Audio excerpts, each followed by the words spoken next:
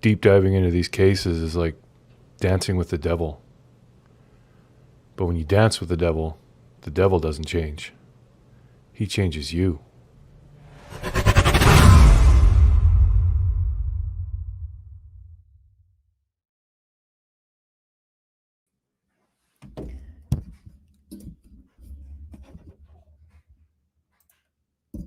Hi, Eve. Hi, Phoebe. Vanessa J. Brown-Eyed Girl. Bama. Oh, you guys, I'm sorry. I thought I had it scheduled for 7 my time, not 6, but we're here. Bama. Sparkleberry. Hi, Colleen. So we invited Brittany, of course, and Justin, and Mandy, and Bama, and Tammy. Hi, WV. Hi, Michelle, Sheila, Darlene. Hi, Carol. Hi. I was going to do a members live last night, and then I was thinking about doing it tonight, but we had so much. I didn't want to keep pushing this one out, so I do have a good members live coming up before Sunday for sure. Hi, Teresa, Dawn, Autumn. Let's see here.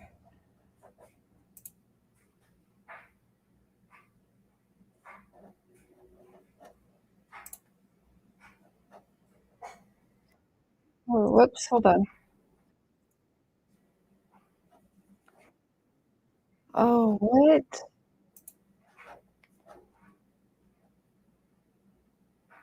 JB, just me?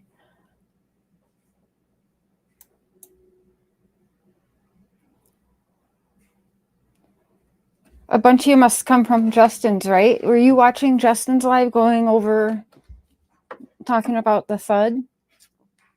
Which got me thinking, I'm like, a thud, that's for sure not just something little. Or wouldn't you just say, like, I heard a noise in his room around 10? Like, and I didn't realize till Justin showed today that she kind of changed. She didn't say thud at first. It changed on Nancy Grace's to be a thud.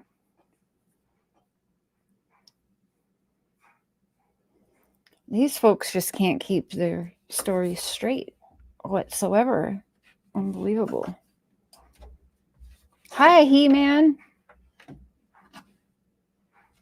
I'm going to go ahead and pull up the chat on my end. Hey, Brett, baby. Good to see you. But I had to leave, take care of her. Well, that's okay.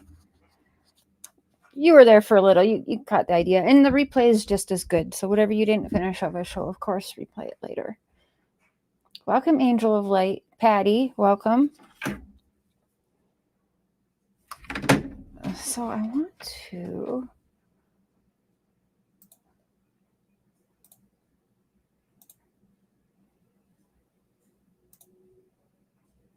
Oh, shit. I didn't mean to do that. Okay.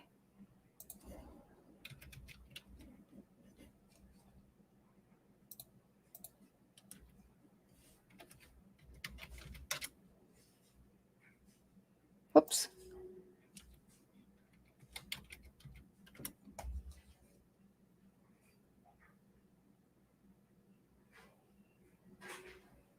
Okay, I want to kind of go over some stuff while we're waiting for our guest. Hi, Nana's Dragonfly. God's Girl, hello. MS Seeker, hello. Welcome, everyone. Thank you for being here. I do want to kind of pull up a couple articles. There's a few news articles in chats. People were thinking I'm crazy, so I want to see if I can find them again. But around the 6-month mark, I noticed that the media started saying, like in plural, persons of interest, and like made it plural, like people, made it sound like the law has people, persons of interest in mind, I believe. So I want to see if I can't find those while we're kind of waiting here. Hi, Funny Face Troopers. Hi, Lake. Was Katie Proudfoot ever involved in rugs, sleeping around to make money? What? Rugs? I have no idea what Katie Proudfoot would have been involved in something like that. You would have to ask her for something like that. Sleeping around to make money, because I thinking she could have met Dawn Wells in her time. Well, that's what we're going to go over tonight. That's why I wanted to have the power panel on. tonight because I, at the beginning of this case, was tying Sebastian and Summer's cases, how they were so alike, and I did catch a lot of hell for it, as usual. But then you have Dog the Bounty Hunter asking if there's not any kind of, family relationships or ties, or somehow Familia relationships and ties to Don Wells and Katie Proudfoot, which was, I don't know. I just thought it was weird, but I definitely had thought it, but you can't say that shit out loud. Well, then I go and post it, and then I get hate from people saying that I'm just a nasty person. They've been following me for years, and I keep getting nastier. And Dog the Bounty Hunter did not post that, and I'm so full of shit, and that I am basically photoshopping Dog's real posts with my own narrative, which is not true, which we will prove tonight that is just not true. But I thought it'd be an interesting conversation because everyone knows I love my conspiracy theories. And there are a lot of ties. In fact, we had, I believe it was Chris Proudfoot saying that he had kind of followed the Summer Wells' case and the Chris Watts' case. Not a shocker. But yeah, that's what I want to have discussion. But I do want to go ahead. I want to find a couple articles here first because I want to see if I'm right and I'm not. It's been a couple weeks, so we'll see if we're all hearing plural or not. Hi, Mandy. Hi. Girl, thank you for being on top of shit. Because I was like, what the hell? No, it's another hour. What do you mean? Well, I ordered a Walmart order, and so it was supposed to be here between 7 and 9, and I was like, shit, it's gonna come like right at the time that she starts. So I was paying attention to the time because of that, and then when I got on here, it was like it said you were gonna start at 8 o'clock my time, and I was like, it's like 10 after. I'll be up there as soon as I can, and then I saw that you weren't even live yet, and I was like, oh no, oopsies. See, and I thought I set it for 7, and then Justin and he mentioned a few shows he was going to do and having to move around some of his, and then like the time difference that we all have is ridiculous, and I'm horrible at remembering. So yeah, it was just a clusterfuck. Well, I think I got it figured out though. I think Brittany and Justin and I are all on Eastern time. So all three of you are the same. Yes. So, okay. And you are 2 hours behind us. Yeah. So when we have the time change, will I only be an hour behind? I don't know. Don't confuse me. Yeah. Okay. Well, we'll figure it out later. Our time we don't have time changes. So. Okay. So in the fall, we fall back an hour. So yes, then you would only be an hour behind us. Yeah. Yay. Okay. And you guys, we have a lot coming up for Courtney Strubel's case. I am kind of excited for it. So was in contact with Kendra yesterday, and she's got no problem meeting up as many times as we need. So we're going to have her help with searching and stuff for Courtney, doing like the drive around and boots on ground stuff in a day or two. And then we are going to have her up sometime after that for an interview, not with just me, but with the whole panel, and kind of go over what was last said. We have some questions for her this time around, of course. So we'll be doing all that, and we've got a bunch of stuff planned, you guys, with getting out posters and stirring the pot. And then once we do that, we'll probably catch some attentions, and that's when I'll go back to the news and the radio shows here who have already had articles out on my coverage, but quick deleted everything because I don't know, the town is corrupt. I'll just say that. But we got Bama. Hey, Bama. Hello. Welcome. Hi, Bama. Hi. How are you? Good. And Cher, did you know that Bama is starting a channel? Yes, I knew she had one that didn't. She had other stuff like life stuff to focus on. So you're going to start a whole new one, Bama? Well, yeah. Yeah, okay. Something different than that. No, yeah, something different. Okay, fun. Fun. Well, that'd be really good because I don't know if people know, but you are licensed and heavily credentialed in like therapy and stuff like that. Like mental health and stuff. Yeah, well, yeah, I'm a substance use disorder counselor with Yes. a couple of decrees behind me, so I enjoy that. It's important to me.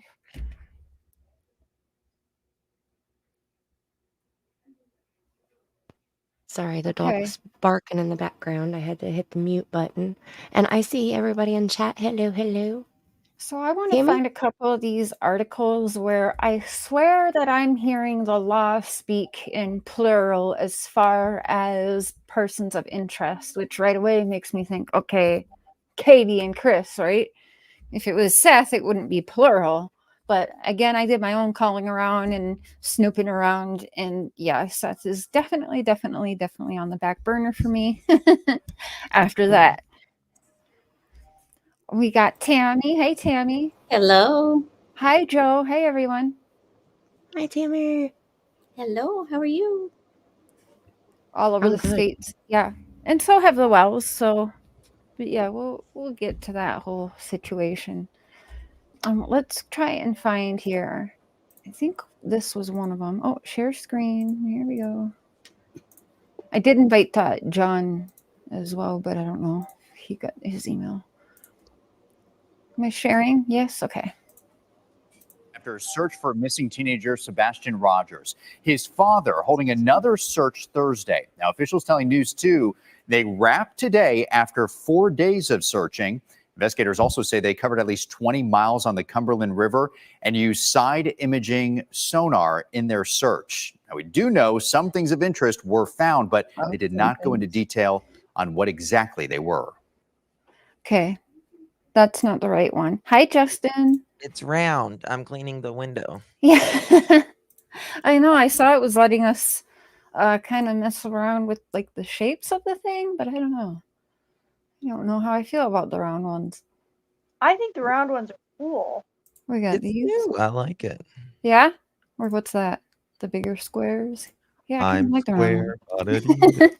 one. I'm trying to find a couple news articles, Justin, that, around the 6-month mark come out from actual news. And the way they were talking, they were using plural. What do you mean? For like suspects. They were saying suspects, persons of interest, and it was plural. So I remember taking a mental note of that. And I think I did a live right after where I think I went over them, but I just don't remember. Well, I know that the FBI says those connected. Those, that might be what it is. Those connected, which is still plural.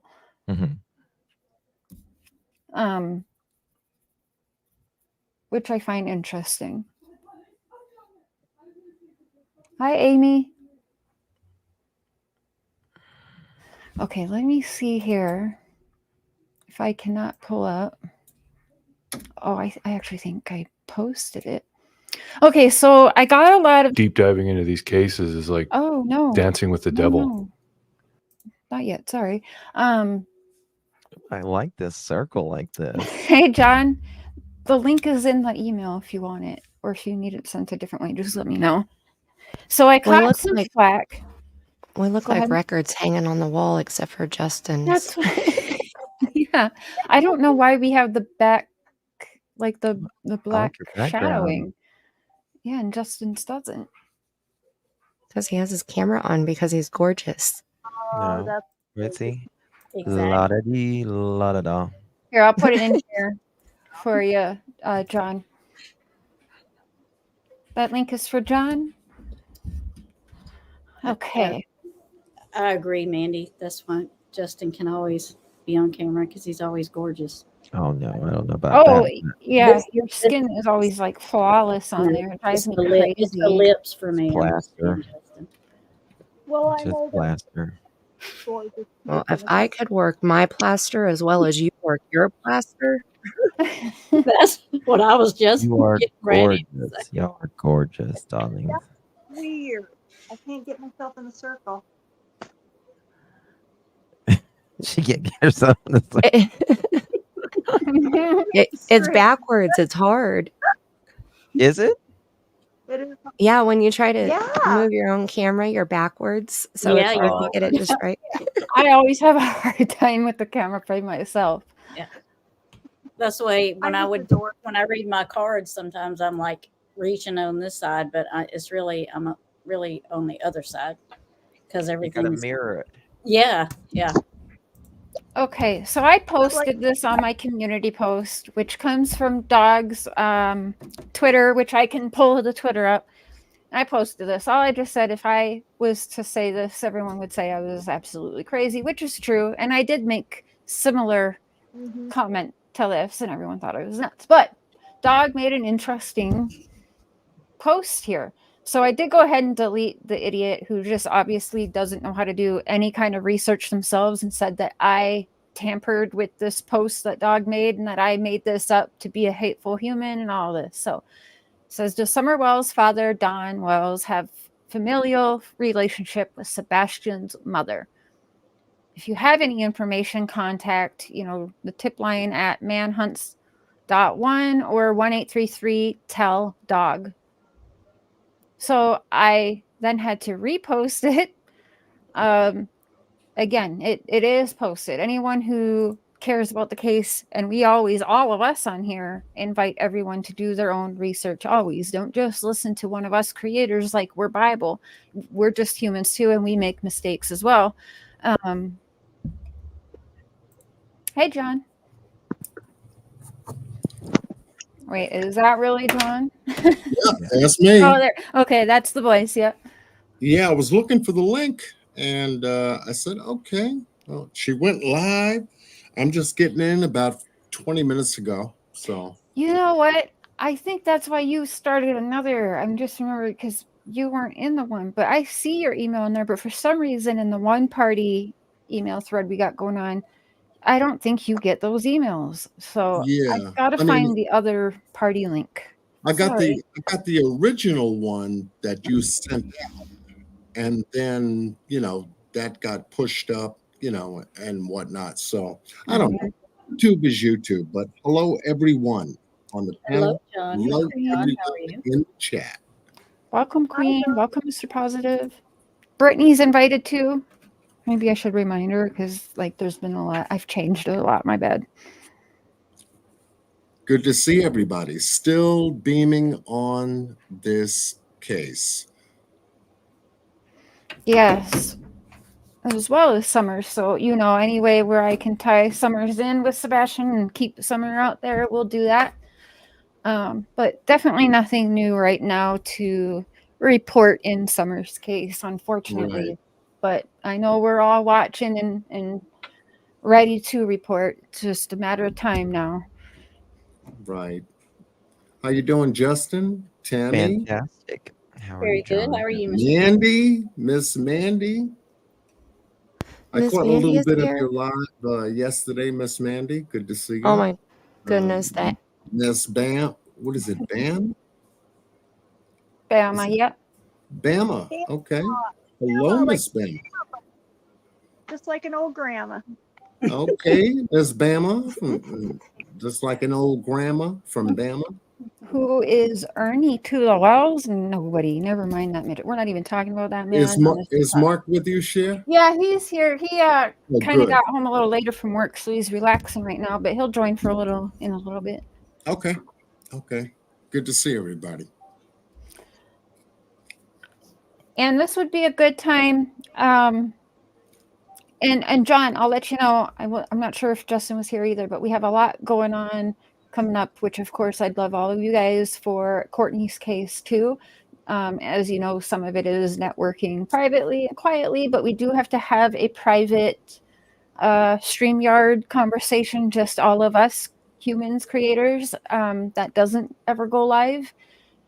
And yeah, really get together so I can show you guys some things and so we can all be on the same page with what's coming up. But we're going to be stirring the pot with some new rounds of posters, and we're going to be putting the first rounds will be done this coming week, like Monday, Sunday, and Monday. Okay. And then we have Kendra that is going to come out, and she will interview live with us again, as well as she's going to join us for on Friday, I think, be part of the panel anyway on Friday. And Tara is going to join panel with Mark Struble and me, and Mark's going to take off work early Friday so we can do more, take you guys live to some of the places we didn't get to in town. We could even get you guys out so you get an idea for how far away the town is where Mom was living. And just a bunch of spots we didn't get to show you guys yet because it got too dark the last time. As well as we'll go anywhere with Tara and her gifts and using her abilities to actually help other missing people. We'll go, if she gets any readings or vibes of maybe we should go here or there, we'll do that as well. So we're going to do that on Friday. Okay. And earlier in the day. Yeah, I've been following a lot of the content creators that have been following the case. I've been doing some side work, on some other things, and obviously following politics as well. But I'm still on the Sebastian Rogers case, and I noticed your title tonight: Don Wells and Katie Proudfoot and Family Ties. What is this about now? This is a question that, well, see, Justin will help he knows I love a good conspiracy. So I was kind of going these places on my own, said a little bit out loud, but I do try to be careful and try and keep my conspiracies mostly on my conspiracy channel because it is just that. And I don't want to add to confusion of people or, oh, this is what Cher's putting around, whatever. But I thought it interesting that on September 28th, that's a question that Dog, the bounty hunter, posted publicly and was asking. And now, there are ties between the Proudfoots. Yeah. And you're kidding me. For him, well, he's asking, but for him to ask a question like that, it makes me feel like what information does he have that led him to post that so publicly? Because if it was just a thought, I'm not sure, and everyone knows how I feel. Like I went from loving this man to not too happy with this man, but that all aside, would he post something like this without having some kind of knowledge? Yeah, because I didn't pick up on it. I did not pick up on that at all. Dog is still... got it backwards. I was wondering more of like Candace and Chris Proudfoot ties was what I was thinking, but he said it kind of opposite to what I had said at the beginning of the case. So I just thought it was interesting. And again, I don't know what do you guys think? We'll start with Mandy and go down, but do you think this is something Dog would post if he didn't have more knowledge to something else? What do you think, Mandy? Maybe it's just his thought, like you said. But what this is all happening in Tennessee, Yeah. Item number one, and then again, him now being a part of this case, he's got his thoughts about Summer Wells, like I have on my channel, and Justin has on his, and Andy has on hers, and Brittany has on hers. And should I say really quick, just because I am friends with someone or they panel up with me does not mean they agree with everything coming out of my mouth. Okay. Yeah, neither mine either. Yeah. Mine either. So we are all our own adults, our own humans, and we don't you can't hold anything I say against any of these other creators and anything they say against me. They'll still group us all together though. It's okay. Yeah, we're all one when it comes to trying to talk shit about the stuff that we say.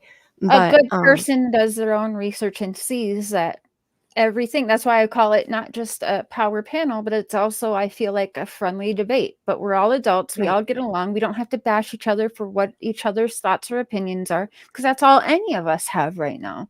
I agree. I think it makes for a very fair panel. And I'd like to, again, remind you guys, I don't panel a lot, so when I plan it, I always invite you guys on. But yeah, I'd like to get, the chat more interactive and making it also fair and having these panels on your guys's too. So somebody else plan one, damn it. And Justin is supposed to be scheduling it. Yeah. I want Yep, to yep, jump yep. in for just a minute and say Yeah. that I'm not going to stay much longer. I've got a group starting in about 5 minutes. But, Cher invited me tonight, and I got to be honest, you guys, I don't know what to think about this case. So Oh, I watch yes, all of your channels and I listen and I try to figure out what is going on. So I was really excited to be able to, be here and hang out with you guys tonight. And I just this case just baffles me. And I just don't know what to think. And I watch Justin and I watch Mandy. I don't watch Justin as often because he's usually on when I'm working during the day. But I catch Mandy and Cher sometimes, and John Q. I've watched a few of yours, but uh, I just want you to know that I'm one of those people that I don't have my mind made up in any direction. But I find all of the stuff that you guys bring to the table super valuable, because it just keeps Sebastian out there in the foreground, and it just gives me stuff to think about, and I go back and forth constantly. So I don't know if Mhm. any of but I hope to be invited back again. Of course, yeah. Stay longer and maybe pick your guys' brains a little bit. Yeah. What do you make of this post before you hop down? What do you think about possible, maybe Well, down the line connections? Cher, you and I did talk about it a while ago, and Hmm. I would want to see some proof, but just like you, I find it pretty darn interesting that he threw that out there, like that. Um, it makes me think that at least he's thinking he has something. Otherwise, I don't know that he would have just put it out like Hmm. that. But Yeah, I don't know. that's what caught Maybe my that- attention. maybe that's not right. And maybe, sometimes I wonder with some of this stuff if they're not just trying to get a reaction. So I don't know. So I like I said, I'm sorry I'm gonna have to leave. I definitely will be watching this That's on okay. replay so that I can hear all the stuff that you guys have to say about this case. I'm very interested. Yeah, you're Well, welcome anytime. I'm happy you came up and we were able to chat for a few minutes anyway. So I Yeah, look forward to having you back on panel and be a part of I the power panel with us. I feel like one of the big kids, and maybe I can be. I don't know. I'm like the jury member, right? I'm listening to everything, and I'm just waiting to be That's a good way of putting it. Yeah. convinced to convince me, if that makes any sense. So It thanks for does. having you guys. Have a great panel. I'll catch you guys on the replay, okay? Love you, Bama. Thank you. Yes, Miss Bama. Nice meeting you. Yes, you as well, John. Bye, Mandy. Bye, Bye, Danny. Bama. Tell Justin bye for Bye, me. Bema. Did he delete that post now? The hell? From me, looking at this case and studying it and just going over, what has been brought There we go. out. I'm looking for the evidence to support the details and the details to support the evidence. That's it. I'm not interested in all of the noise that's been on YouTube. Unfortunately, for this case, like in Summer's case, and that's the bad part about it. Twisted Reality. I like, his commentary. I do enjoy other content creators' commentary, because they're coming at it from a different perspective. Mm-hmm. But one of the things that I see that some of the content creators are getting in trouble with, and I'm going to bring this out because it needs to be brought out. When you begin to speculate about a case, it's about speculation. Okay, because some of the times, most of the times, a lot of the times, that's where if police are baffled and they can't put 1 + 1 = 2 together, then they have to begin to speculate. They have to begin broadening their thought scopes. Okay, that makes sense. When it becomes ridiculous And when it becomes insinuating, and when it becomes something else, it takes the case into an entirely different direction. Hmm. And then you get misleading information. Then you get misinformation. Then you get one person saying one thing, another person saying another, and it just keeps compounding, which begins to confuse the community because they're following this case. And for many of the subscribers in the chat, the audience, I like to call them because that's what they are, Mm-hmm. follow the case. It's confusing. And what content creators really following the facts? What content creators really, stretching the limits of speculation? What content creator is bashing another? And then you get this mess like what happened in summer, and it's sad to see it. It really is sad to see it.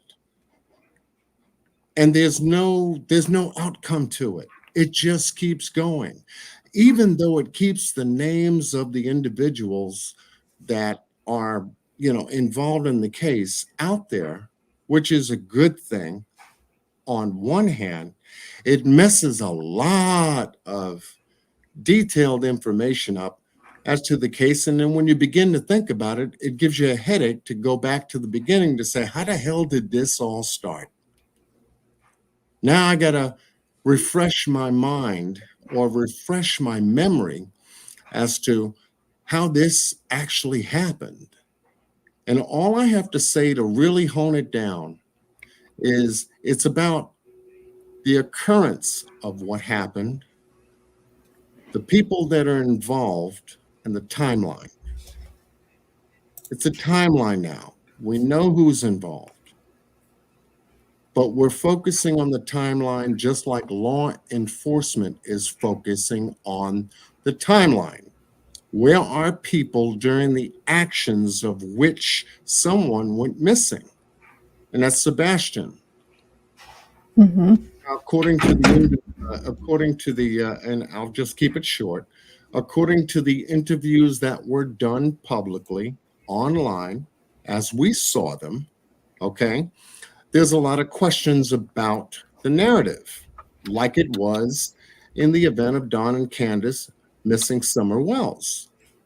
Okay, we have the individuals who was home that day.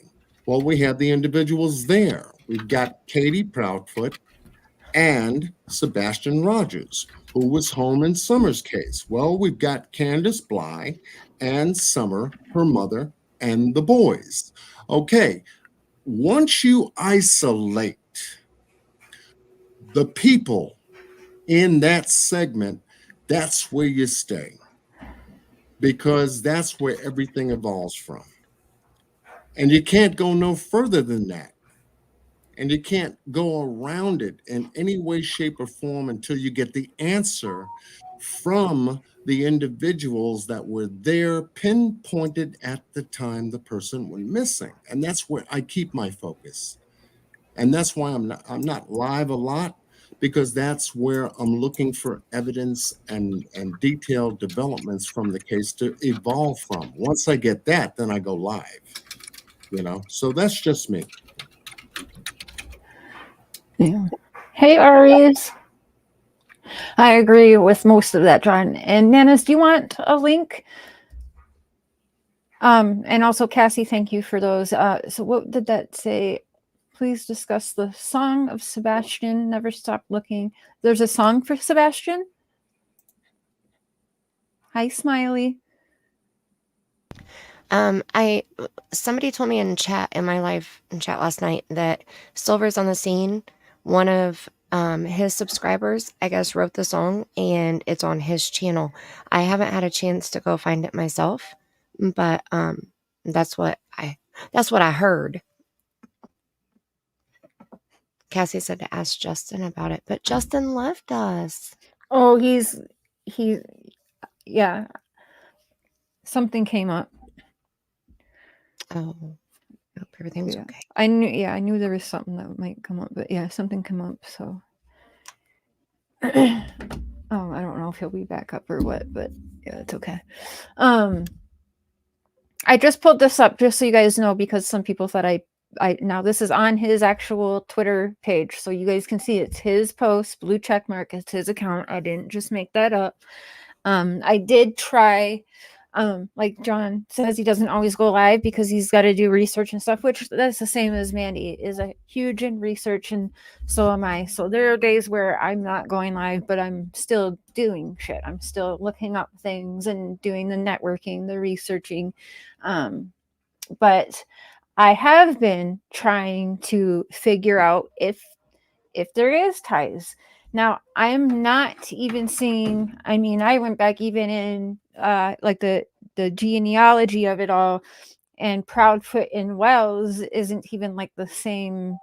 Proudfoot is comes from very English, like British name, and the Wells is not at all, can I tie at all within like way back even in like the ancestry of Proudfoot's. Now I could pay and go even deeper and get more, but just so far that's what I'm finding so far. Now to go and look on Katie's side, is her, don't say it if you know it, creators, but I have two last names. You know what her maiden name was before being married to Seth and or Chris, like before she was ever married? Could you put it in the private chat? Seth do has not said know. it on an interview. Oh, okay. Is that like not doxing to say then? No, it's not doxing. Okay, what is her maiden name before any Payne. marriage? Oh, okay. So okay, that's the one of two that I had. Okay. Yeah, because he was, when he was talking about, I think he was on Pascal's live when they were doing one of their interviews, and he said at the time she wasn't Katie Proudfoot, she was Katie Payne. Yeah. So that's how I know. And then she would have been Katie Rogers, then Katie Proudfoot. So Katie Payne is maiden. Okay, so let me. Yeah.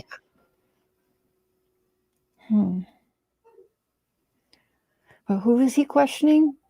It was Don Wells and it is Katie. So Don Wells, so Wells and Payne. Okay. And see, that's going deep into their family history, and I don't know, like I know creators do that. I don't know how comfortable I feel with doing that. So Well, yeah. Well, I just started doing it because he made that comment, and it made me wonder it made me think. Okay, does he have something that none of us know to even put right. that so public, or is that like? For me, if you're someone like everyone's saying, and your back's so big like dog, and you're big like dog, and you don't want to like hinder or cause any more hindering or rumors or whatever, you wouldn't post something like that unless you had something about that, right? I would think so. Or he has a very strong feeling or concern that he is, maybe he's seen something that, his red flag started waving. Because I think if he would have found something, I would think he would have put it out there and been like, look what I came across, and just outed it. But for him to question it, it makes me think that he doesn't know for sure. Yeah. Well, it seems like from this, what is this, an X post? That's the other name I had, Cuckoo Kachu. That's the other name I had with Payne. Payne, Payne. It seems like from this X post, it's a question. Yeah. And that's it. It's just a question being posted. Well, I think in other words, to me, if this is Dog doing this, okay, he's reaching out to find out if there is something here related or not. Not making a suggestion. He's not inferring anything, as far as I can see. He's just asking a question. And wherever that information comes from, it goes through the tip lines and things of that nature for anyone that wants to talk, because there's money on the table. So this is I would say what I'm picking up from this is Dog is doing his investigative work. He is going to reach wherever he can and try to touch as many people as he can through social media and ask a question. So this question is based on a question he is putting out to get back any information regarding it. Now, it may show up to be nothing, but at least he asked the question, like we all have asked questions about this whole entire case.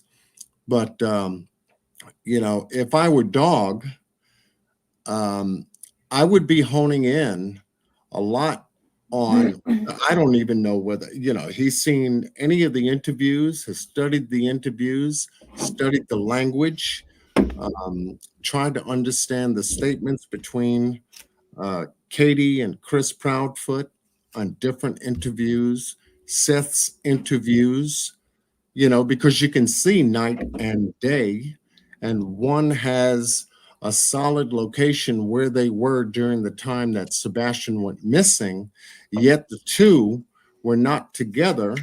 That's Katie and Chris. He's at work, allegedly. She's with Sebastian during the time he went missing. You got three different parts moving parallel to each other, simultaneous to each other, but yet they're all coming from different directions related and regarding one person, and that's Sebastian. So one has more of a solid place as to where they were during the time he went missing. Okay. Where were the other two? Well, one says he was at work. Okay, how is it verified? I was working on my next live to say, how is any of this verified? And I was going to do a deep dive, and I'm working on it now. And I said, if we do anything right now, being that we've covered this case going well into 7 months, how is any of the information that's put out there verified? Let's hone it down, because it's getting to a point to where it's becoming more than an extraordinary mess online. And this is where we're going to lose each other as a community of true crime content creators. It makes it hard for one to actually come on and, this one's getting more super chats than the other. This one doesn't know what he's talking about. This one, she's on it, all this mess, and I go, forget it. Let me move on. Let me hold off.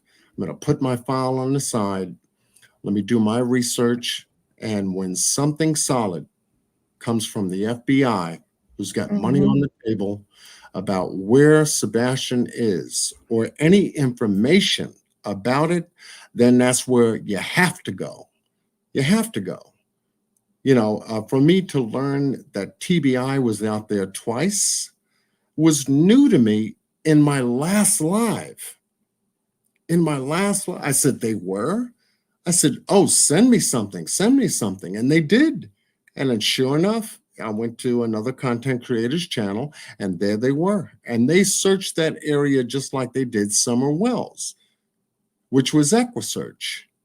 And I said, okay, so I see why they backed up now. After 2-3 weeks at best, they backed up, pulled the search back, and began not to expand it, but to shrink it back where it came from, just like they did in the Summer Wells case. They began to shrink the search efforts back to the house. Chris Madonna was stuck on the house. And when you get to the house, you got to go to the day. When you get to the day, you go to the individuals that were there. The individuals that were there knew exactly what happened when someone went missing. And it's the same in this case. The individual who was there knows exactly, because they messed up, for lack of a better word I can think of right now. They messed up during the course of the interviews regarding the narrative. They kept changing the narrative. In one part of the narrative on Chronicles, she wasn't on the phone. She wasn't studying a book. When you get to Nancy Grace, she's reading a book, and now she's studying, and now she's on the phone. When you begin to take a look at the evidence on this case directly as to what they gave, you'll find out who the culprits are. And hence, that's why the FBI thinks so too, because they put money on the table now. And here comes Dog, the bounty hunter. He's coming, and now he's gathering a crew that also put money on the table. So everyone's zeroing in in the right place, because all of this is shattered glass right now. The people that are involved, they hope it's shattered glass. But there's some very smart people on this case that are putting the glass pieces together because they left some very big ones untouched and left out and so questioned that it's beginning to look like something else. And when you hear foul play, now we haven't heard that too much in the Wells case, but when you hear the FBI had to concede to the possibility of foul play here in this case, listen up. Listen up. And that's why I'm taking my time with this case. Each case teaches you how to work it, and when you come to an important case, especially like the West case out of California, I took my time with that case and I studied the parents. And it's always the parents. This is not a stranger abduction. Yeah. No, At all. this isn't either. No. At all.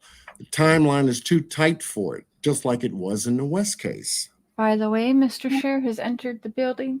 Oh, tell him I said hello. Hello, hello, hello. Hello, there you Mark. go, Hello, brother. Mark. It's always good to hear your voice. Anytime I think of Cher, I think of you, and you better be on. Hey, Mark. Hello. Cher, can I tell you what I think about dogs? Of course, yeah. I think he's onto something, because I don't think he would have put that up there without having something that triggered him to ask that question. That's what I think, yeah. I think he's thinking outside of the box a little bit too, because sometimes it's not anything bad against law enforcement or TBI or anybody that's searching, but sometimes you get that tunnel vision and you don't think outside the box. You need to, your horizons and things need to be bigger, because there could be something that you think is not possible, and it could be. So I do think something has led him to think that. And I don't remember if this is correct or not, so I don't want to say that because I can't remember. But did Chris mention Summers' case in one of his interviews? Yes. So in a couple. Why would he do that? I mean, I understand Summers' case is huge, because I've been with Cher through Summers' whole case, and so I know how big her case is. But there's other cases that are out there that are big also. So it just makes me wonder why he chose hers when there's so many others, along these lines also. So that kind of made me kind of take a step back too, is why he picked Summers' case. So I just feel there's a reason he has said this. There's something has got him side-eyeing something. So that's just my opinion on that. I also wanted to add, and I appreciate you saying that, because I haven't heard anything about Chris mentioning Summer Wells' case, from my standpoint. But the real thing that I'm focusing on, and I'm sure a lot of people out in the audience has thought the same thing. What was the problem? There was a problem. That's what this case, I'm feeling and sensing, is based off of. Mm-hmm. There's a problem here. There was a problem at a given time that needed to be straightened out. With so much going on between the months of December, January, Mm-hmm. February, guess who goes missing? Sebastian. Yep. So you have a timeline of at least 3 months of something growing and developing and maturing, being nurtured. There's a lot of things happening behind the scenes. A lot of it has come out. Background information has come out, all pointing into the direction of a problem. Was Sebastian a problem? Did it get to a point where there was the kind of problem that had to be taken care of in some way, shape, or form, Mm-hmm. and someone just couldn't handle it? Now go back to the interviews. Everyone's pointing at the person that they felt during the course of those interviews who couldn't handle Sebastian. Who was it? Why? What was going on in the background? This is how deep I am into it. Mm-hmm. And I'm just waiting. I'm waiting for the turn. And the turn has got to come from either law enforcement or it's going to come out of the interviews, because law enforcement, I'm sure, studied those interviews and they had to back up. They had to go back to the house. Good for them. Mm-hmm. They backed up to the point to where now we'll put a reward on the table to justify somebody coming forward. The neighbors had to hear that there was some disruption going on in the house during the time of December, January to February. CPS was also involved in that timeline. Now you incorporate, why are they there? And we heard what was told to us regarding CPS. Oh, that happened a long time ago when a belt was taken to Sebastian. Nancy Grace said, really? You know, but we know from the interviews that wasn't true. CPS was called Right. during the time in January and made a record of why they had to appear at that house and for Sebastian. The school also knows what's going on because they were also interviewed by CPS. So these guys have got, law enforcement that is, that's on this right now. These guys have honed this thing down. Look, put out your flyers, keep reaching out, keep going for tips, keep going for everything else. There is something at the core of the narrative that FBI is going for. And when you can begin to put the parts and pieces together and know what they're looking at, then you can understand why they backed up. There's a problem. Sebastian was a problem that had to be solved. Why is the thing that they're looking to come out. Why was he a problem? What was the motive? Because once you get there, you have motive. That's what I'm saying. Once you get to that, you have motive. What do you think about that post, babe? Can you see it? The Summerwell's father, Don Wells, have a familiar relationship with Sebastian's Familia. mother. That's kind of out of left field. I don't know. I've never heard anything like that. That's what I was saying. I said, wait a minute now. This has reached over into another case in Tennessee. Uh-oh. Let me find out. Yeah, I'd like to know what information he's received that would make him think that or wonder it even.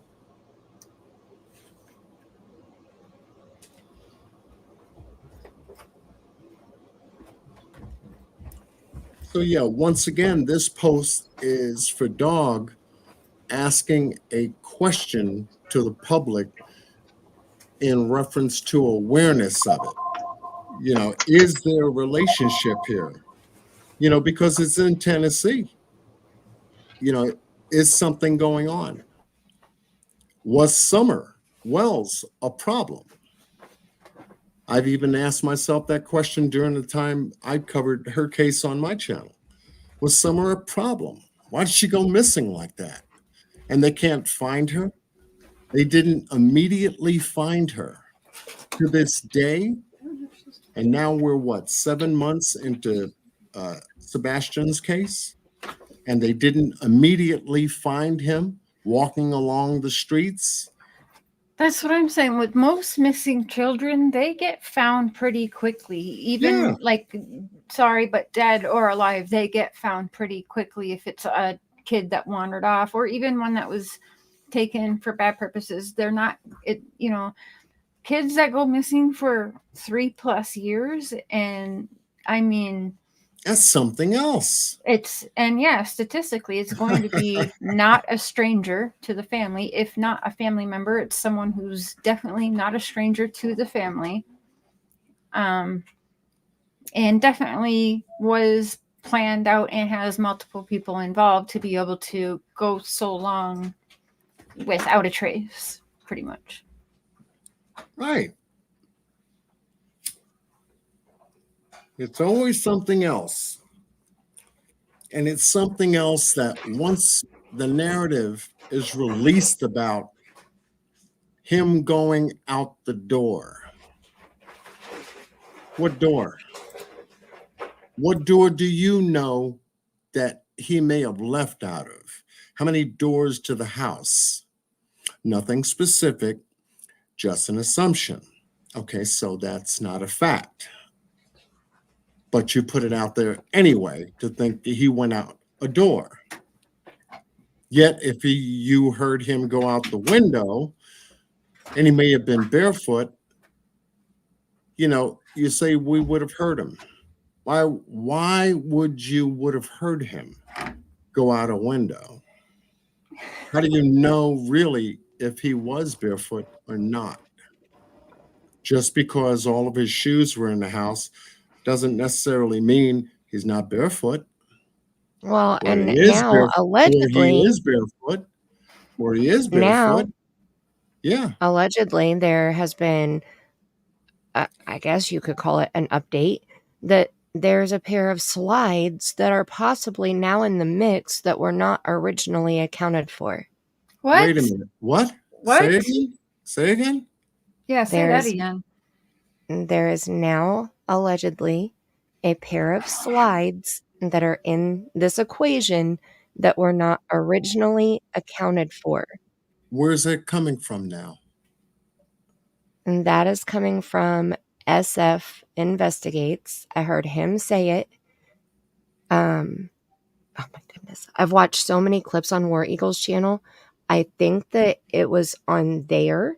And I think that it was clipped from Queen Bee's channel. So I can't direct you to the exact live panel when it happened, where it happened, but I know I heard it and I know I can find it. So that's the only reason why I'm saying it. Okay, good. Because my next question is, how has that been verified if SF Investigates is the one that had made mention of it? Well, he's now searching with Chris and Katie Proudfoot. He's in Tennessee, and they took a drone picture of themselves together. Okay, and he's made that a very clear statement that a pair of, what is it called? Slides? Slides. Yeah, they're the sandals and the slides, like the Adidas. They're just they're not flip flops because they don't have the thing that goes between your toes. They're just Okay. slides, like slip on sandals. Okay. Okay. Yeah. That to me now, see that detail would have to be verified. Because hence the reason if she couldn't find any of his other shoes missing, and yet those slides existed, it tells us something. War Eagle's channel is gone, Brown Eyed Girl. That's what they've been saying. Holy shit. That's bullshit. I was just fixing to ask that. I was reading that. What happened with that? Because I don't know that She channel. got struck. From because of the Proudfoots? Well, War Eagle has been clipping Clue, Queen Bee, Granny's Watching, people who support Chris and Katie, basically. And she's been clipping like a lot of stuff. And it's just a straight clip. She didn't alter the video. She didn't add commentary to it. She didn't even put words on the screen. And Queen Bee struck her twice yesterday. And so obviously somebody else struck her last night or today for her to lose her channel. That's not really nice. You were saying last night that if somebody struck her twice in one day, it wouldn't hurt her. But if they went back and struck her again, then it might. Right. That's what you were saying last night. Yeah. Yeah. Because sometimes when a creator strikes 2 videos, YouTube will count it as one strike and not 2 separate strikes.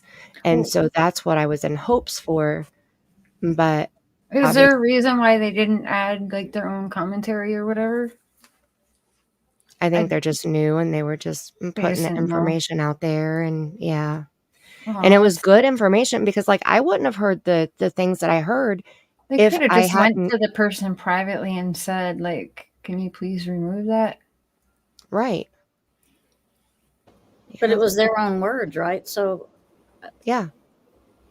I mean, she didn't make them say that. I mean, it was their own words, their own stuff. Yeah. Right. So, Mandy, And can it was I good ask you a stuff. question about the slides? Yes. The things that you have heard and you've researched on this, was it anything that CP or KP said, or is it just SF and Queen Bee saying this? Really quick, Brown Eyed, could you, if you know that they started a new channel, can you grab the links and share it in chat then so people can find? I didn't know that channel. Okay, go ahead. Yeah, that'd be awesome. I'm going to go back and find it and try to share it during this live stream so that you guys can all hear it also.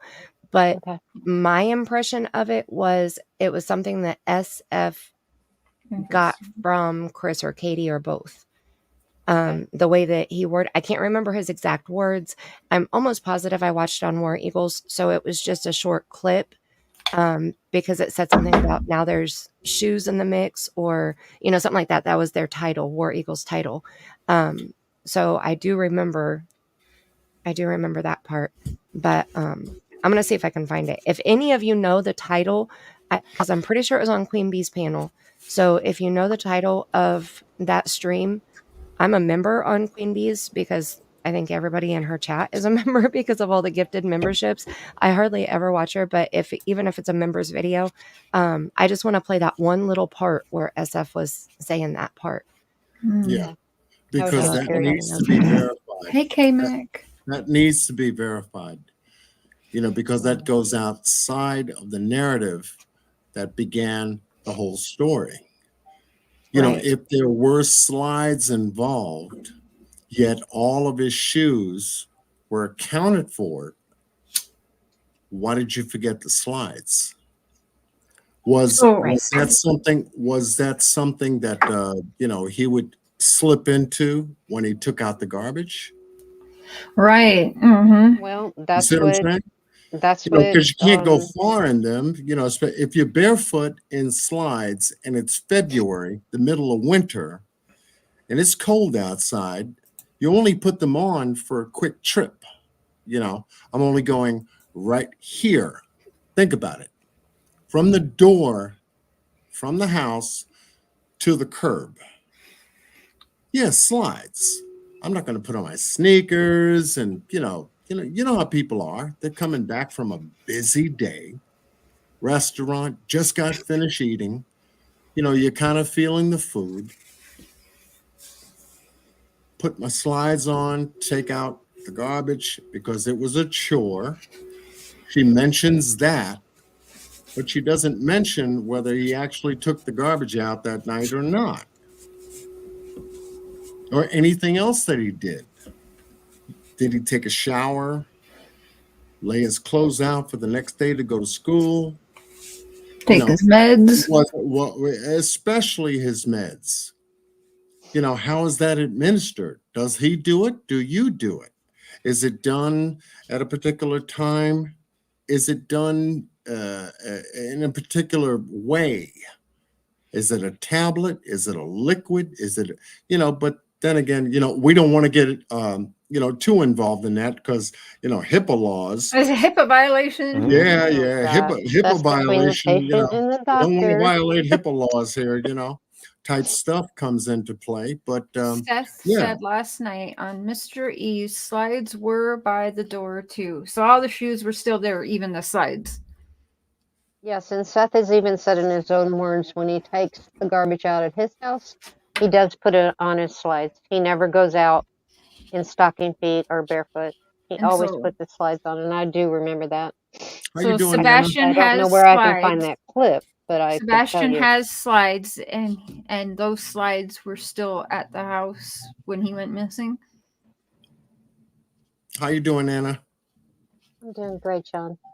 That's correct. Okay. Well, Okay, I what the saw. heck? All right, so I now saw you chat go. was saying. What I'm sorry. verifies? I'm sorry. Oh, let me just clarify real quick before you go. I saw in chat people were saying that SF made an X post, a Twitter post. Is that where he talked about? Did he say something about the slides on Twitter? Because I'm on Twitter right now looking for it. Yeah, let's find. Like that. I'm on his page. And so is SF pro Proudfoot or? Yeah. Oh yeah. Oh Okay. yeah. He's the one that made the post that said that Seth was a Chester and that he had 2 victims that were minors, but didn't show a lick of fucking proof to go with it. Well, he went back with that because Bullhorn Betty said SF is a pedo. So then he went back and said Seth is one now. He posted it. Well, his dig should be at Bullhorn Betty, not at Seth. Those words came out of Bullhorn Betty's mouth, not Seth's. What does Seth say about slides at his house Said for Sebastian? What kind of footwear would Sebastian wear? I guess at Seth's Seth house? said it would be slides to go take out the garbage. So did he have a pair of slides at Proudfoot's and a pair of slides at Dad's house? Right. Or was it one pair of slides only that he went back and forth Right. on? How did that work? Right. 'Cause Now if that Seth has slides the- have been, No. put into the picture, we got to verify the slides in order for them to exist, or It's a to 2 pair, 1 pair. Where are the slides now? Who has the slides now? Yeah, because I've never heard Seth say anything about slides. No, I know TJ, but what said- I'm saying is Bullhorn Betty called SF investigates a pedo. I went over it on my channel. I played it coming out of her own mouth. So what I'm saying is, if SF is mad that that was said, his post should be at Bullhorn Betty, not Seth. Seth didn't get up there and call him a pedo. It was Bullhorn Betty. So if he's trying to get back by, if I'm a pedo, you're a pedo, or whatever bullshit at this point that it's coming out to, his post he should have been saying that about Bullhorn Betty, not Seth. Those words didn't come out of Seth's mouth. That's all I mean. Like, I don't know, did he say that after Bullhorn Betty said it, or did Bullhorn Betty say that because SF said it? I don't know. I have no idea. Anyway, that's a distraction. Doesn't really matter. I would want to know if Sebastian had slides at Seth's house, what color were they? What size were they? How did he wear them during the time that Sebastian was with him? You see, because now you can duplicate Sebastian wearing slides with Seth during the time that he was with Seth, and to say to go back home and not to have your slides, boom. But nothing about slides has ever been mentioned during the course of the interviews that we've seen from both Katie and Chris so far about the footwear Sebastian wore. Nothing specific either. It's just that they were all there and accounted for. But now, if you have someone from the outside of this who mentions that there were additional footwear worn, now you want to know if they existed in both places or not. Well, and you know what else changed is all of a sudden now they remember, they're saying exactly what Sebastian went missing in. But at the beginning of it, Chris Proudfoot couldn't remember. He said it was one of several things and listed off like 3 different prints that could have been on the shirt he was wearing. And I remember everyone was in a big huff of that, like, oh, what? He had 3 different shirts? What? And it was like, no, he's saying he had one shirt on and it was either one of 3 pictures on the shirt. Now all of a sudden everyone remembers what he was wearing exactly. So that was weird to me. Yeah, because if there was a post that was made by SF regarding the slides, find it. Find it. I'm looking right now, and I have not Find found it it yet. so that this way you can go back. Yeah, if you guys have it, send it to one of our emails or ihearvoices19@yahoo.com, and we can pull it up right now on screen so that we can go over it. So, and you can go backwards to say, okay, slides have been mentioned in this case, footwear.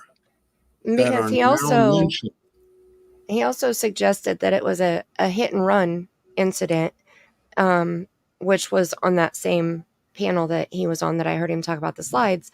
Now, I did find the post about the hit and run. It says, here's an updated drone mapping for the Sebastian Rogers case. A land area to the east has been added. Okay, then it goes down and he says, we are now mapping 100 feet on either side of the main roads in case Sebastian was walking the roadway that night in all black and was involved in a hit and run, possibly ending up off to the side of the road. It's tragic to think about, but it's the reality we must face. And I was hoping that this is where he spoke about the slides, but I'm not seeing it. It's just all about the map and the searching and the woods and the roads, the drones. I wouldn't put a lot of hope in the hit and run theory. I'm not putting a lot of hope into SF. Yeah. Yeah. I agree. Yeah. I mean, I found that out with him during the Kylie Rodney case, so that's why I don't follow him now. That's why it needs to be verified. Very pro Proudfoot is what the chat says. Yeah, I mean, private investigators are a valuable tool because they're hired. He's should not hired. Be unbiased, right? Yeah, always. He's not hired. He's volunteering. Okay, see, that to me is another story. I don't believe that. But yet, when it came to I forget her name, the private investigator who was let go, I forget her name. Is that Chloe? Chloe, yeah. Mm-hmm. Was she a volunteer too? I'd love to interview Chloe. You think she would? I don't know if Chloe would or not, and I don't know if she was paid or not. I know Heather was paid, but I'm not for sure if Chloe was paid.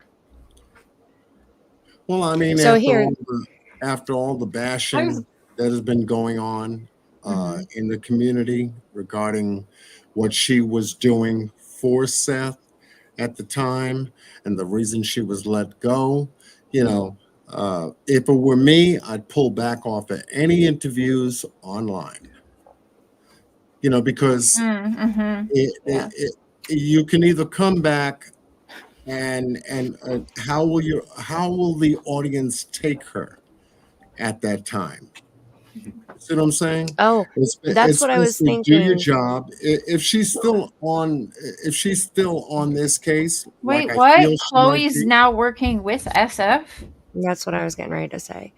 Okay, What? I had Mandy, I had what? heard, yeah, Tell I had us. heard that they were working together, that she is a part of his team, unquote, working on Sebastian's case. I see. That's what I'm saying. So you hold off. You hold Now off on listen to doing this. any online interviews. Listen to Because this. it's Post here. already messy out here, and so why throw yourself into a fire where you can get burned? And Mandy. it will only take you off of what you're doing. Mandy, say it. What? So, well, on September 28th, SF made a post that they were going to, talking about the searching, but he said, "We also spent a few hours with Chris and Katie Proudfoot at their home. They were completely forthcoming and helpful. I spent over 2 hours with Katie yesterday as well. They continue to provide critical context into Sebastian's disappearance. Although the weather is forecasted to remain severe, we will continue our search efforts through the weekend." Who said that? SF. Oh, okay. So he's spending a lot of time with them. He gave Chris so much credit because Chris walked him around the neighborhood and showed him where the dog scent was, and, all the way to the construction site. Like, Chris is just feeding him his narrative all the way. And SF is buying it hook, line, and sinker. And in my opinion, wow. allegedly, possibly, maybe, okay? I heard through the grapevine. Okay. Okay. I can't. Well, that's interesting because I do remember thinking to myself, there was I did get the vibes that Chloe did not really trust or like Seth, so I thought it was weird. I got the vibes that she would probably jump ship and be on the Proudfoots, and I don't remember why I felt that way, but it was something she was saying, and I believe she's behind some of the leaks that did come out that she says she's not behind, but someone is. Or they gave it to someone else to leak it so that they could keep their hands clean of it, whatever. But so that's interesting. Yeah, And Well, she you know, doesn't go alone because she is, Trevor Lee. Chloe and Trevor Lee are tight. And then we also have Stephen Crabtree, who shares rumors as facts. That's the video that's on my channel where he said Seth got fired, but he said it was a fact. And then he said he heard from somebody else that said that they talked to Robin, Seth's mom. So he didn't even. Can I just say something? I himself. did do my own networking and calling and such, and Seth is not fired. It was never even Nice. a discussion to fire him. So, I mean, you can just call me a liar. That's fine. But, and no, I did not record the call because I didn't think it really mattered. I was just looking for the answers myself. I mean, I can call again and record it. But yeah, Seth is not fired. He is actually highly respected at work. So there's that. And I'm glad that you say that because I do believe you. I believe that you made the phone call, you had the conversation, and it's something that I feel like everybody should already believe that anyway, because we got the timesheet paper, where it showed him clocking in and out the week that Sebastian vanished. And they put out short-term disability papers trying to say that Seth didn't work the 6 months before Sebastian vanished, and the shoulder surgery was a old injury that he already took off time for. Like, it's a bunch of bullshit. They're so confused that they're not understanding, like, he did have short-term disability at work, but it was for an ankle injury, and there's more than one spot in your shoulder that can be injured. So yeah, I'll leave it at that. So I believe he's at work, or that he was at work. He still is working there. He has not been let Mhm. go. He's not working because he's on medical leave. But I never question him being employed still. Yeah. Well, I mean, I did, but that's why, there was too much back and forth of it. So finally just had to hear it for myself. So then I'm like, okay. So yeah, for me, it's my main focus was always Chris Proudfoot, but it sure as shit is now. um I'm what still question? I'm Oh, still trying to CNY find. family, welcome. And yeah, I learned in the Kylie Rodney case that he can't be trusted. So yeah, I'm still definitely. going over the question based on Seth getting off of work that day, that morning, the He didn't. 26th. Yeah, but What not about And it? till like getting a text 7:06 a.m. at 7, okay, a little after 7 a.m. that morning, Yeah, I believe getting he a didn't clock out till like communication. 7:05 or 7:06 a.m. I Okay. believe. I'll have to look back, but But he didn't get to his truck until like 20 minutes later, which is where his phone was. So it would have been, between 7:20, 7:30 when he saw the text from Chris that said to call 911 Okay. That emergency. communication that we're talking about right now, what specifically was that communication and who was it from? It was from Chris, Mr. Chris, Okay. and he tried to call Seth, and it went to voicemail because his phone was in his truck and he was inside the jail. And so he said he did not leave a message.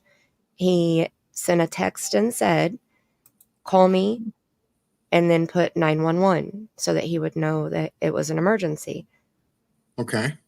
And then Seth shared with us that one of the first things that Chris said was, don't be mad, but Sebastian is missing. Now, how would you take that? I Don't would be say, mad. Don't be mad, yeah, but Sebastian is missing. it's a if weird that thing was to said to say. me, if that was said to me Yeah. when I was being informed that my only child was missing, I would say, don't tell me what the fuck to do. What the fuck are you talking about? My child is missing. Well, and did he not text freaking Nina before even texting Seth, I believe? And that I don't know. Like, come on. But go right from there. I want to bring a point to the chat. Yeah. You're getting off of work. You just finished a 12, what does he work? 12 Yeah, like a 12. hours? Yeah. Yes, 12 12. hours, right? Yep. All of a sudden, you get this communication via text, and then you have a phone call. Now, Miss Mandy, go over this with me right now, because this is important. You send me a text, I received your text, and now you call me, and now you say what? Well, no, if I text you, you called me back when And you I got off called you work. back. Okay. Okay, yeah. Right. I So you called you would be, back. Okay, hey, what's up? and I'm an asshole. Okay. So I'm going to say, don't be mad, but your son is missing. Now, everyone in the chat who heard those words, you're Seth. What are you thinking? How are you feeling? How are you going to respond to that? I find it very odd that his first question, he shouldn't have given a statement. He should have asked a question. Seth, have you talked to Sebastian? We can't find him. Thank you. I was going around that circle. Thank you. Well, you jumped it, but yeah. I mean, Hey, have you that's heard from your son? Did you get a call from your son? Why wasn't that ever mentioned? Isn't that what people usually do when And that would be a child is missing? natural. It They would be contact all of their natural. friends, their families, their neighbors, anybody from school, whatever. Hey, have you seen my child? We can't find him. Not calling everybody saying, don't be mad, but It would be we can't find our natural. child. It doesn't make Don't be sense. mad, but your son is missing. And I'm going, out of all the words that one can choose at that moment and at that time, to tell another person, don't be mad, but your son is missing. As the first communication between Chris and Seth, what do you think Seth is thinking? What do you think Seth is feeling? Something happened to my son? What are you talking about? He's missing. Yeah, and How the did he other go thing is, missing? And you can just imagine the rest of what was told to him. so He's not after, thinking about nothing else John, but getting off after that Seth, phone and getting over to where Sebastian is. after Seth got off work and had that phone call, he went straight from work to their house. Then Chris comes home, hours later in the afternoon, and Seth said, and this I can find to play for you. I know exactly where it is. Seth said that Chris asked him, what are you going to do if this goes south? And Seth said, what do you mean if I go south? What are you talking about? And he said, what are you going to do if Sebastian, I forget how he worded it. I forget his exact word, but basically, what are you going to do if Sebastian isn't living? I heard that. What? I heard that. Yes. I heard that because Justin went over that. Thank you. Yep. And you went over that. And Miss Brittany went Yes, over it that. is Detroit. And I said, well, why in the hell would that be said? Does CNY family want to hop on panel for a bit? Why would that I be mean, said? it's only hours into him missing. Why would you automatically go to that assumption and then say it to Seth? Right. Why would that be said at all? If people find out about Sebastian, they'll stop looking for him? Huh? Yeah, that What? was another thing that was said. What was the need for that to be said?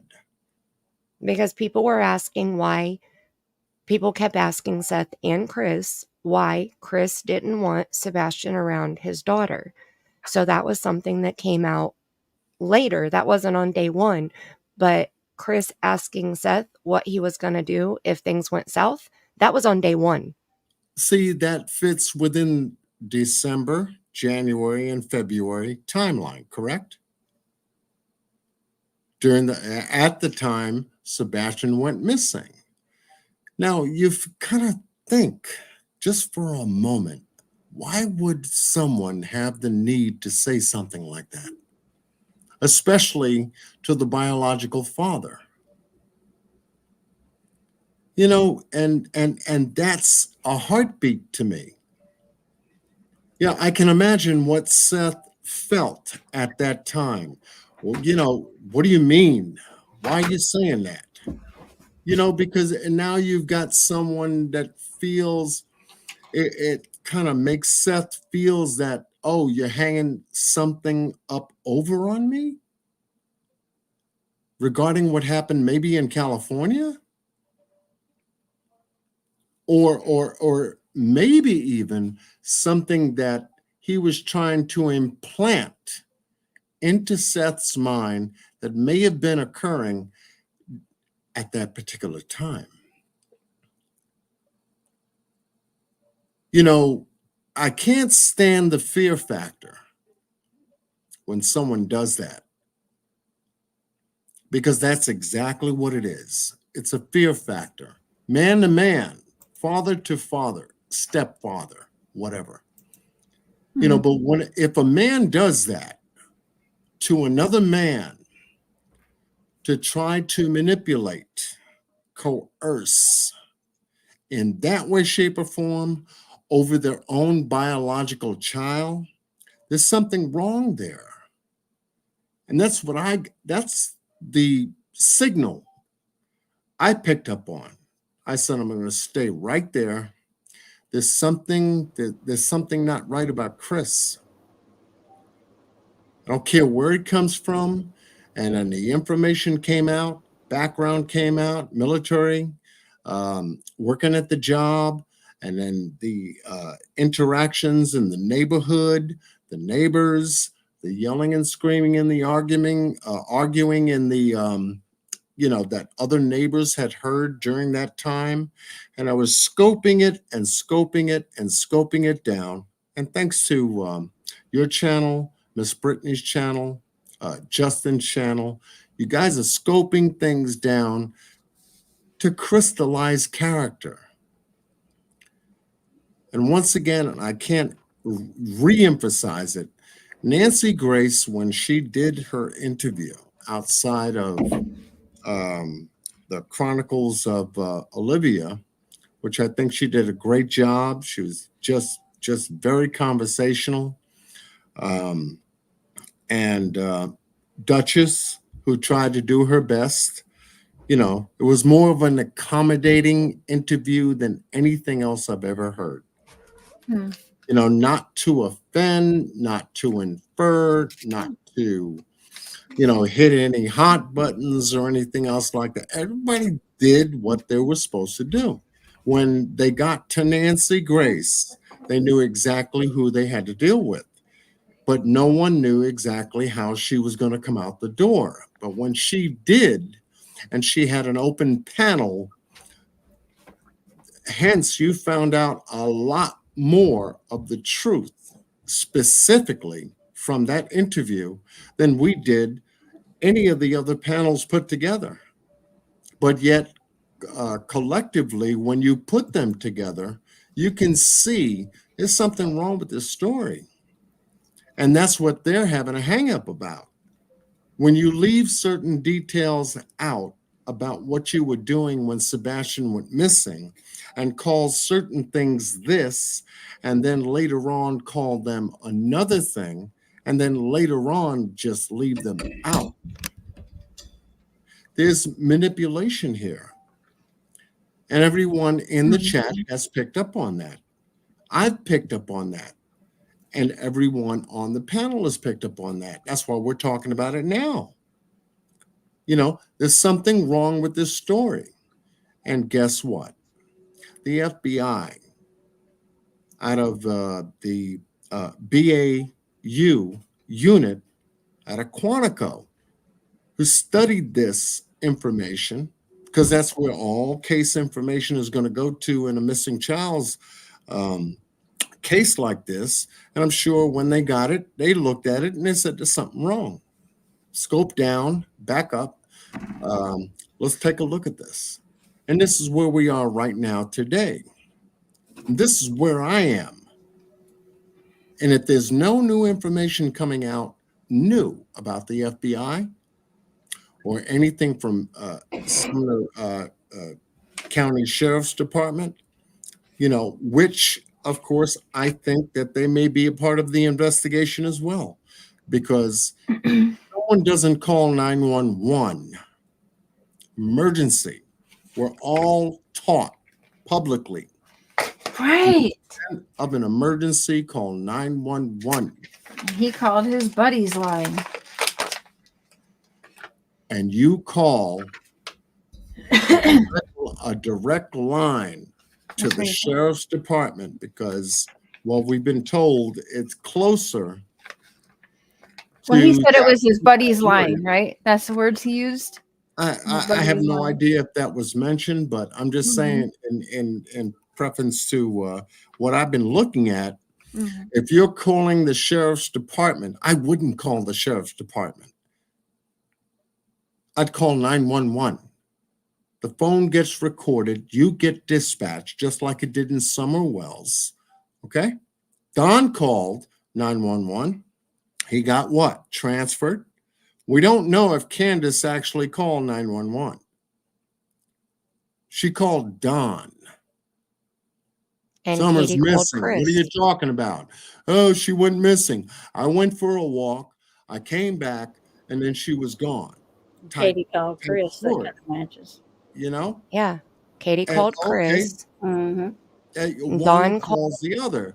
Well, I Seven, think the dispatch call, I think Candace did call because I remember dispatch saying mom called and then dad also called. oh, she Oh, I may don't have remember called that. afterwards. I He don't may know. have called I beforehand, remember. but it just doesn't make any sense. Mm-hmm. But I yet remember here's dispatch here's the saying, thing. Here's the thing. Now watch this. I said, wow, what does that remind me of? What does this 911 call remind me of? I went back to the West case, and the first thing about that case is that the 911 call and transcripts didn't come out until they went to trial. Detroit Rock City. Me too. I need snacks too. It didn't come out until they went to trial. I said they don't normally hold 911 calls that damn long unless there was something about the 911 call that was suspicious.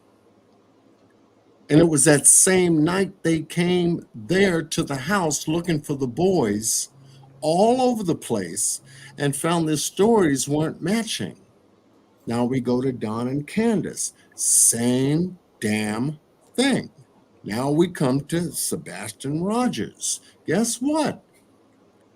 When you can pinpoint behavior pattern like that, there's something wrong.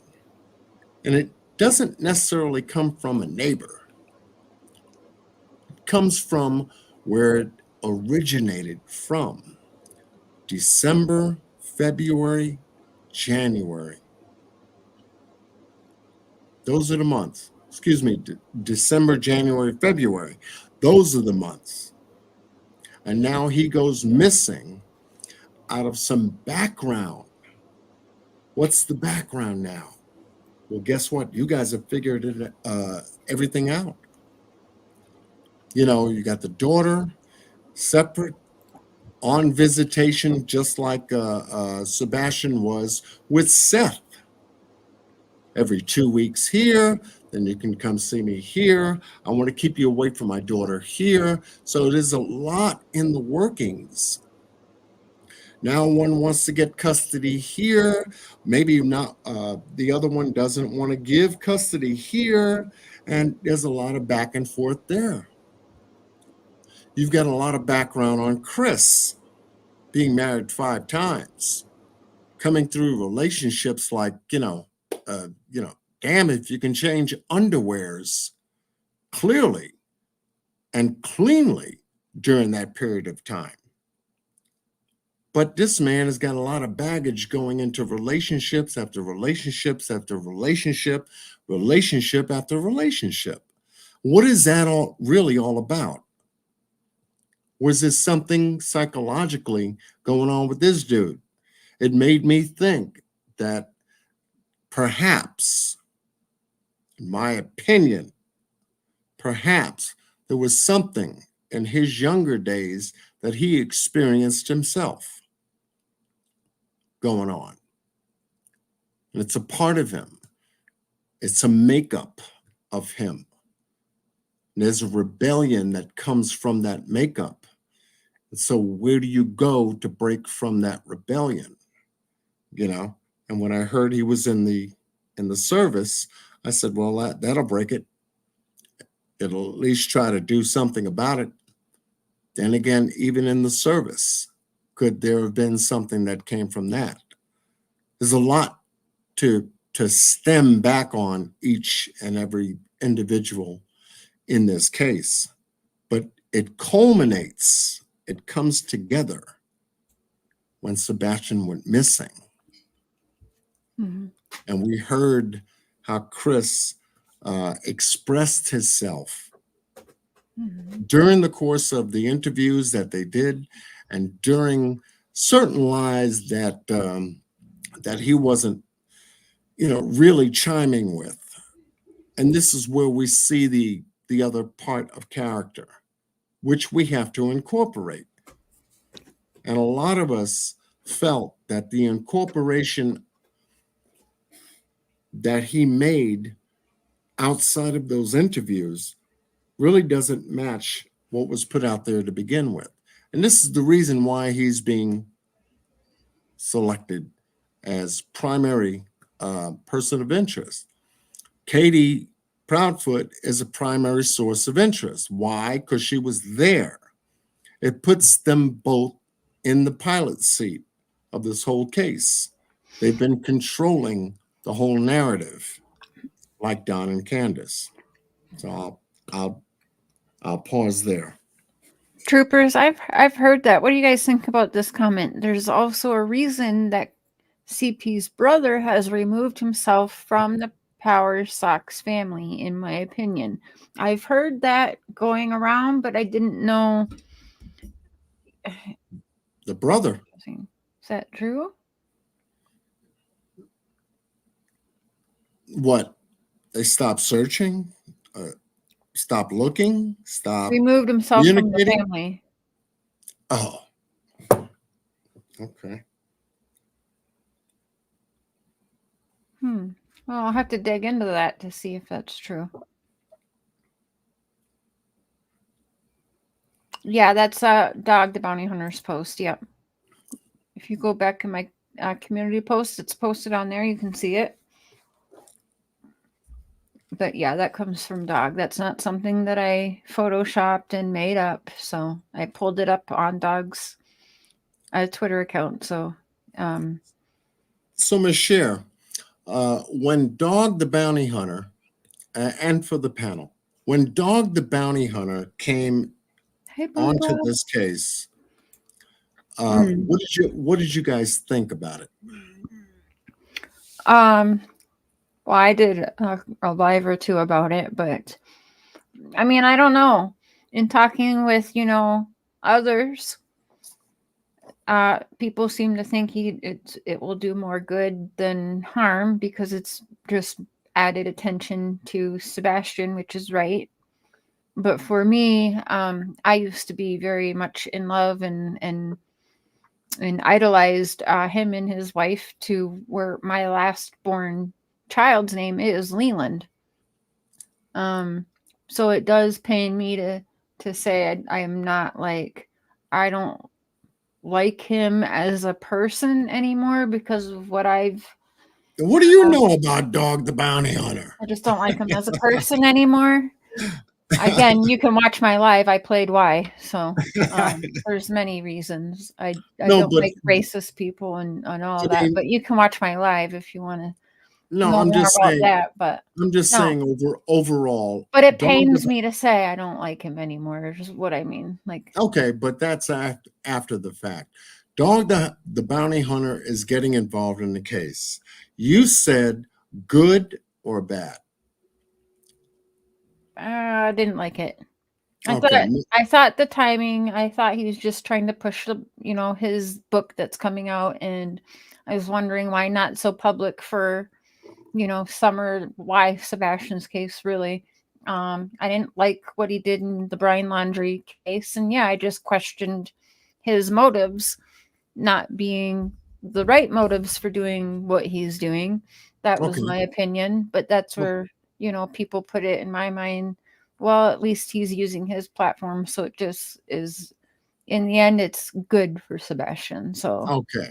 Miss Mandy, when you heard Dog the Bounty Hunter was getting involved in this case, what were your thoughts? Good or bad? My immediate thought was good because of him having a wide audience. Yes, AJ. From two different perspectives. One, he has his diehard fans, so those people are going to see Sebastian's face and hear his story. And then he has his diehard haters. And, usually the haters watch way harder than the fans do. So all of the haters are also going to see and hear Sebastian's face and story. So I look at it as a positive thing when I first immediately heard of it. So I'm kind of holding my stance there to see what happens, how things Okay. go. Okay. Miss Tammy, good or bad? Well, I kind of have a couple of. It's kind of mixed at first because I feel like it's kind of helps both of them. So I do feel like it's going to help Dog, and his where he's at in his career and the things. It's going to put more eyes on him. I do feel like it's going to help Seth because it's going to get more eyes on Sebastian's case. Do I think it's? I kind of feel like it's both. They're both doing it to help each other. Like it's both self. I'm trying to find the right word. They're doing it for both selfish and not selfish reasons, if that makes sense. Like it's going to help both of them equally. I feel like because it's going to help Dog more. Okay. But I feel like there is going to be a lot of attention brought to it. But I kind of go over to the fact that I feel like it's kind of like, and I don't know if I'm putting it correctly, but it's kind of like a scare thing also.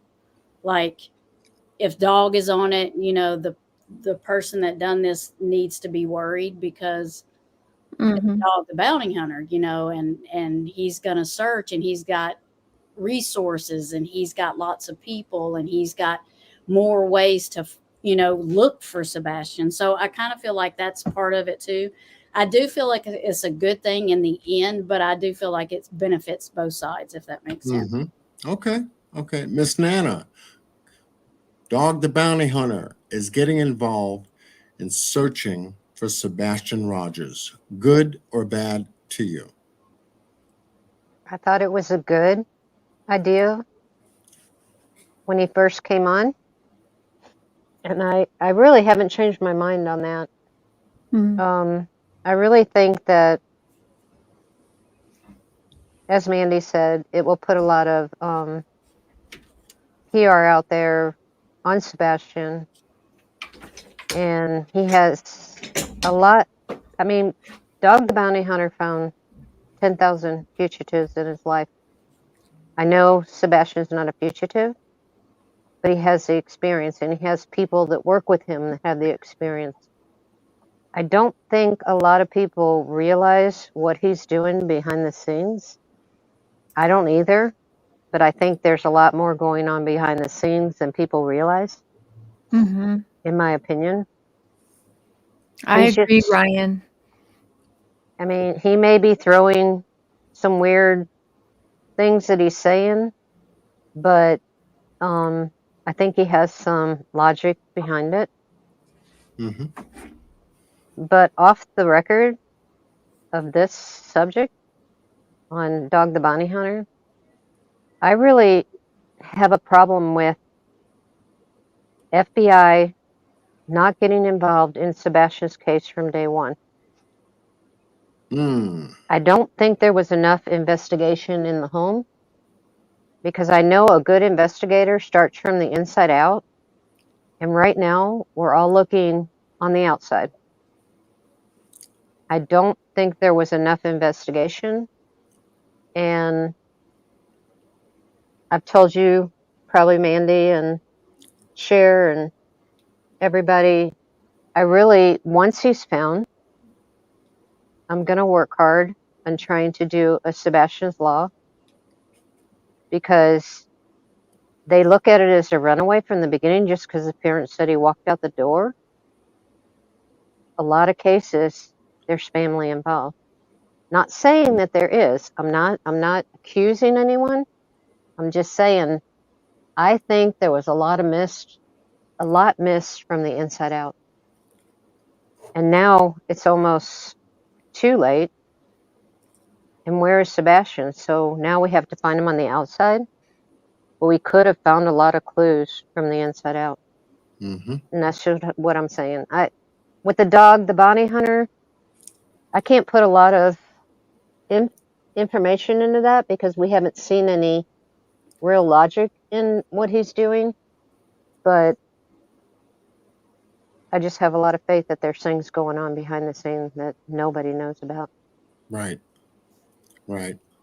Now, I appreciate that because that was one of the main questions I asked myself. I said, no. Now we got dog involved in this case. I said, out of all things, well, first Jeez. is, if dog is on a case like he was in the Gabby Petito case, it's going to bring attention. So I did deem it positive in that respect. There was going to be results produced fairly quickly because when dog gets out there, he does it in such a way that it shakes up things. And once again, attention is on the case. Then the next thing you know, you got helicopters in the sky. You've got police searching a specific area. You've got activity. So I said, if anything about dog being involved in this case, he can bring attention and there may be some activity. I hope, but let's see what happens. I agree with Miss Nana and I agree with Miss Tammy and I agree with Miss Mandy in regards to, um, he has a certain way of finding out information. And that's what we need because that's what Sumner County Sheriff's Department really hasn't given us. There's no foul play, and in the beginning of the case, Right, Marshall. part of it. So I'm thinking, was there any information withheld Hey, Juniper. from it escalating to FBI, even though it's federal? There was something about it that confused me. I said, if they went from the house and they went to Kentucky to search a landfill, I said, okay, FBI. I'm looking for FBI on a clear search warrant to do so. And that was a very short-lived type of search. I'm going, oh, man, it's not looking good. Why didn't they get the FBI involvement right there? Since they had a search warrant to go from one state to the other to search a landfill. And yet we heard nothing. TBI was involved. Me with TBI, I am just so iffy with them because of Summer's case. Me too, yeah. I've always been iffy with them. Still today. No updates, nobody covering the case. You can imagine there's nobody calling for Summer. That's why we can't give you an update. It's sad. The whole damn thing is sad. I said, okay, TBI can only do but so much. And I saw the extent of what they did. It's not enough. John Pruitt, he comes on, he says pretty much the same thing. But there's no Summer. Nothing. Nothing. Not even from the FBI. Nothing. EquiSearch came in there twice. Nothing.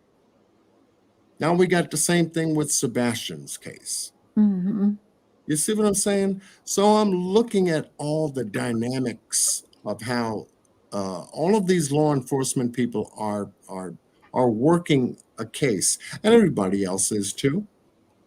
But when it comes down to who's doing what and what information they can give, they're a pretty poor party on follow-ups. Well, John, not meaning to interrupt you, but That's just my opinion. FBI should always, in a missing child case, be brought in from start, in my opinion. And I'm sure a lot of people agree with me. TBI, and most of them have said that they don't really have the background to do this. They're out Yeah. there arresting people for drugs, out there arresting people for, car accidents or, drinking and driving and things like that. But when it comes to a missing child case, it's very, very complicated. And FBI needs to be brought in from the start. I'm going to shout this from the rooftops, and I'm going to follow through with it no matter what I have to do. I may I not be able to do this alone. I may need some help, and I'll find the help. I feel you. I just can't understand why we have so many missing children, and then we find out that the parents did it, but it's 7 months, 3 years, 4 years, 5 years, 6 years down the road. That's too long. These kids deserve justice sooner than that. Yeah. And Anything under 24 hours. 24 hours. If the child walked off the property and that's what they believe and that's what they think, then the child should be found at least 24 hours later. 24 to 24. I get it. Okay, at a friend's house, at a neighbor's house, la la la. Police didn't want to, let anybody know because now they need to do a press conference about finding someone. Okay, the setup has got to be good, and law enforcement and their partners have to be involved. They don't want to forget anybody that's out there working alongside with them, making them seem like, yeah, we're all on the case, and apparently, unfortunately, as much as I saw them optically do that for Summer's case, as much as I seen that optically doing that for Sebastian, guess what?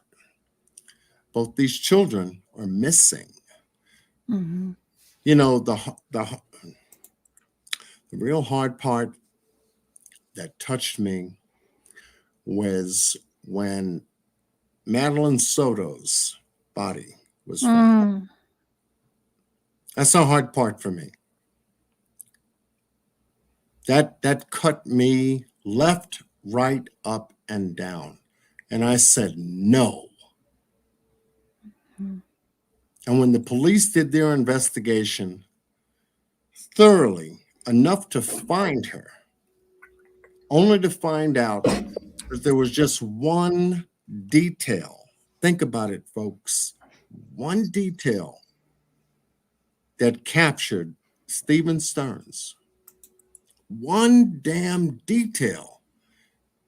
He was trying to erase his phone. Mm-hmm. He did a factory reset. Yep. The reset on his phone is what hung this man. Think about it. Everything went just according to plan. Well, no, because they found all the pictures, so that's what really hurt him. But yeah, he made himself pretty obvious. Another thing they found was him. Yeah, another thing they found was him throwing her stuff in the garbage trash. Yeah. So you're talking another thing, investigating from the inside of the house to the outside. I just, oh gosh, FBI needs to be involved in these cases when children are missing from the start. Oh and my God! And I know I'm a broken record. And these are the details that we take as content creators. These are the details that we take into the next case that shows up like this. It's weird. It's funny. Nobody knows anything. No one's talking about anything. No one's seen anything. And the narrative begins to take place. And it doesn't begin to add up over time because we're beyond a time point, natural time point. Your kid goes missing, you find him within 24 hours, 48, give or take. But when you get beyond 48 hours and it goes weeks, and weeks and weeks into months, into months, into months. Yeah, And 2 years. there's something different about this case that says something about the people that surrounded the victim that you have to take a look at. And so, that's my standpoint about it. I'm going to stay there until evidence, only evidence, shows me I was wrong. I was wrong. Mhm. And until And then, I'm not we going to keep speculate. taking I'm not going to speculate.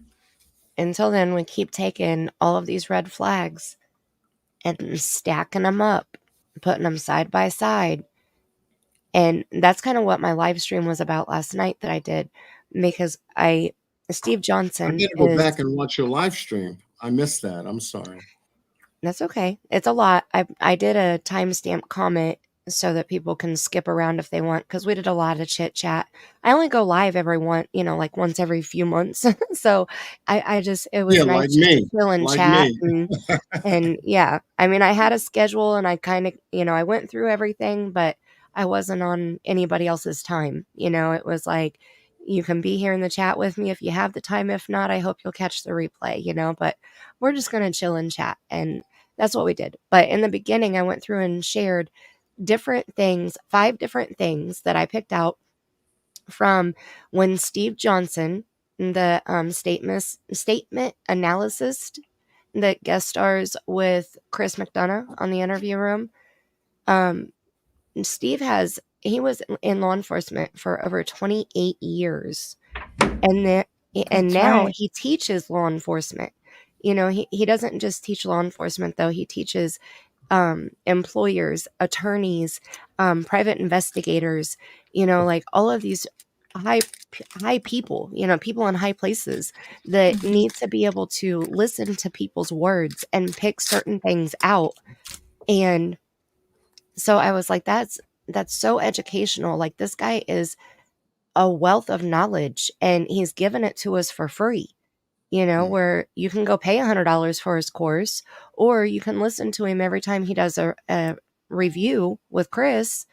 And so I You're went back definitely to, still learning. Yep. right. I went back to when he was up there with Chris, and they were reviewing the when Chris went to 110 Ben Hill Road. And they talked about different things that Candace said, different red flags, basically. And I learned a new word too, and I educated everybody in my chat. Educated. Did learn a new word. You are correct, Mandy. I was so excited. It's called, the word is denigrate. Denigrate. Denigrate. Mm. Now, I had no idea. I kind of knew what it meant because the way he worded it, the way he used it in a sentence, but I didn't know what it meant. I had never heard the word before. So I educated myself. I pulled it up and found some synonyms and some definitions. And yeah, I really did a deep dive. And so it means, I'll read it to you because I still have my notes sitting here. The definition is criticize or insult, to spread negative or hurtful information, to deny one's importance or validity of, or to belittle somebody. Mm-hmm. One of I call them cinnamon because it's hard for me to say synonym, but to me, mock. Yeah. All the cinnamons we learned last night. Yeah, we Yeah, learned a lot of cinnamons last night. yeah, Mock was the main one. To me, it means, to belittle and take away from. It's just a negative. Mhm. To denigrate something or someone. Yeah, you're degrading them. You're into a bad state. So it's people acting on people, using words in these cases in a way that either we feel Right. something, either in a way that we feel something about them or we feel something about the victim. In this case, Sebastian has got no voice. It's hard, but when you learn about what and who Sebastian is, then you begin to say, wait a minute, Good night, Alicia. you know. Well, So and you can oh, find that word denigrate, that demeaning tone coming from someone. Who do you find that coming from? well, the examples that I was sharing was Steve pointing out Candace using denigrating words about Summer. Mm.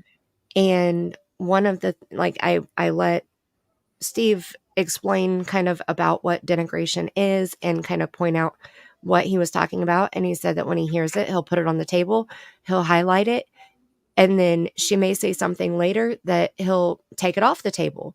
You know, like Mhm. she'll clarify what she meant and he'll be like, okay, no big deal, it's gone. But then she might say something that he has to put an underline under it instead of removing it, you know? So then he talked about it's a pattern of red flags to where it's a mountain of evidence. It just keeps stacking up to the point where it implodes because there's just so much there. Right. And one of the clips that I played was him talking about the use of the word actually, because Candace said that Summer was actually playing on the kitchen floor and she yelled for her to come out and plant flowers. And then the last clip that I played was about normalizing the day. Okay, this is the day that your child vanished. There's nothing normal about that day. And so if you normalize the situation, then that is a red flag. And those things all fit in Sebastian's case too. So we listened to Steve talk about Candace and Summer, and then we took what we learned from that and listened to Chris and Katie when they were on Queen Bee's panel, when they were bullshitting with friends. They weren't doing a news interview. They didn't have a Kleenex in their hand. Like, they were chilling and relaxing and sharing different things about Sebastian. And we noticed two different things that really stuck out the most. Okay. One, Katie's accent is fake. Mhm. In my Oh my opinion, God. Yes. Multiple different accents. Mhm. it is Okay, so fake. I'm not crazy. I will play it right now for you in my live stream last night. I got it time stamped so you can hear. She trips over the comma and loses her Yeah. accent. Yep. One Well, sentence. Chris actually used the word actually as well during his interview with Nancy Grace in regards to him hitting him with the belt. Mm-hmm. I only hit him once, and it took place, 3 years ago, actually. If you watch that interview, actually, that word that you're talking about is actually used in that actual interview. Yep. No pun intended, but and I found that strange as well. And the other thing that we learned as we were listening to them cut up was almost every memory that they were sharing started out kind of cute, and you would kind of put a little smile on your face and you're like, oh, that's cute. And then Katie would say something very denigrating and Yep. smack that smile right off your face. It would always end negatively. Right. Like, Yep. Tammy was there for a while until she had to Yeah. go get some sleep because I was on way too late. But one example was Sebastian likes to watch Wheel of Fortune with her, but he don't never guess the puzzles. Yeah. And another thing, what's his favorite subject in school? Well, math. But then Chris said, well, it depends.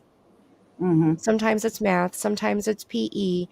And then Katie said, yeah, it depends on what they do or what they did that day. But then she changes that.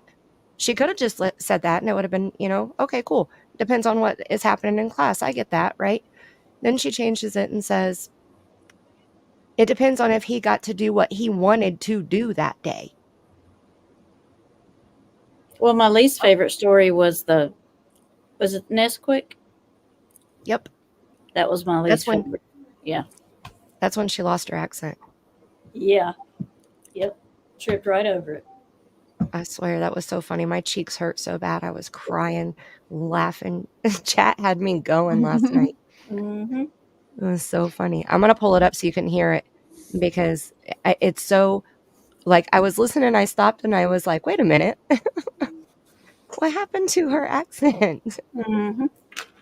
I wanted to chime in once again and ask Mark and Cher from, I guess, your experience with the Summer Wells case and now the Sebastian Rogers case. I'm sure you guys had good conversation over there. Enough to do the lives that you do and everything else like that, And coming to this point now that, we're 7 months, this boy has been missing. He's 15 years old, autistic. The narrative just doesn't chime. Where we are, we've got the FBI putting $50,000 reward on the table. We got Dog the Bounty Hunter into this case, bringing money and resources. What have you guys shared with each other, about this case? Because I'd like to hear a little bit from Mark to say, okay, well, Mark is analytical like me. Oh yeah. Hold on one second.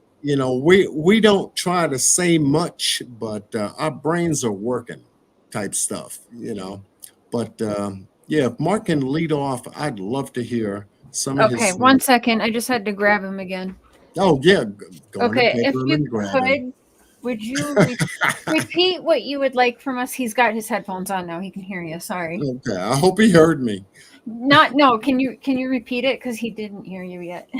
No, I'm just saying, what are some of your thoughts about, coming from the Summer Wells case, knowing what you know, what you've gone through, and especially with the lives that you guys have done, and now coming into the Sebastian Rogers case, knowing what you know, what are some of your thoughts about it right now?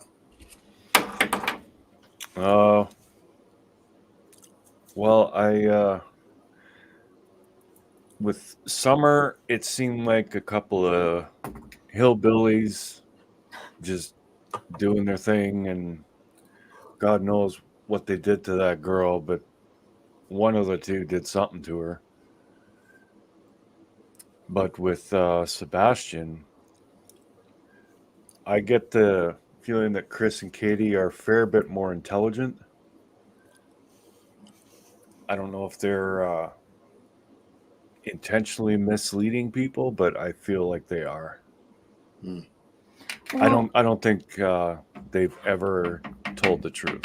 And a private conversation Mark and I had, remember I said, do you think, because with Summer we go back and forth, we think, yeah, she's probably passed, but then we still have hope she's alive. But I asked Mark one day after listening when you guys are doing one of our shows, I can't remember, but it was about like a week ago. I said, do you think Sebastian's alive or not alive? And he said, not alive.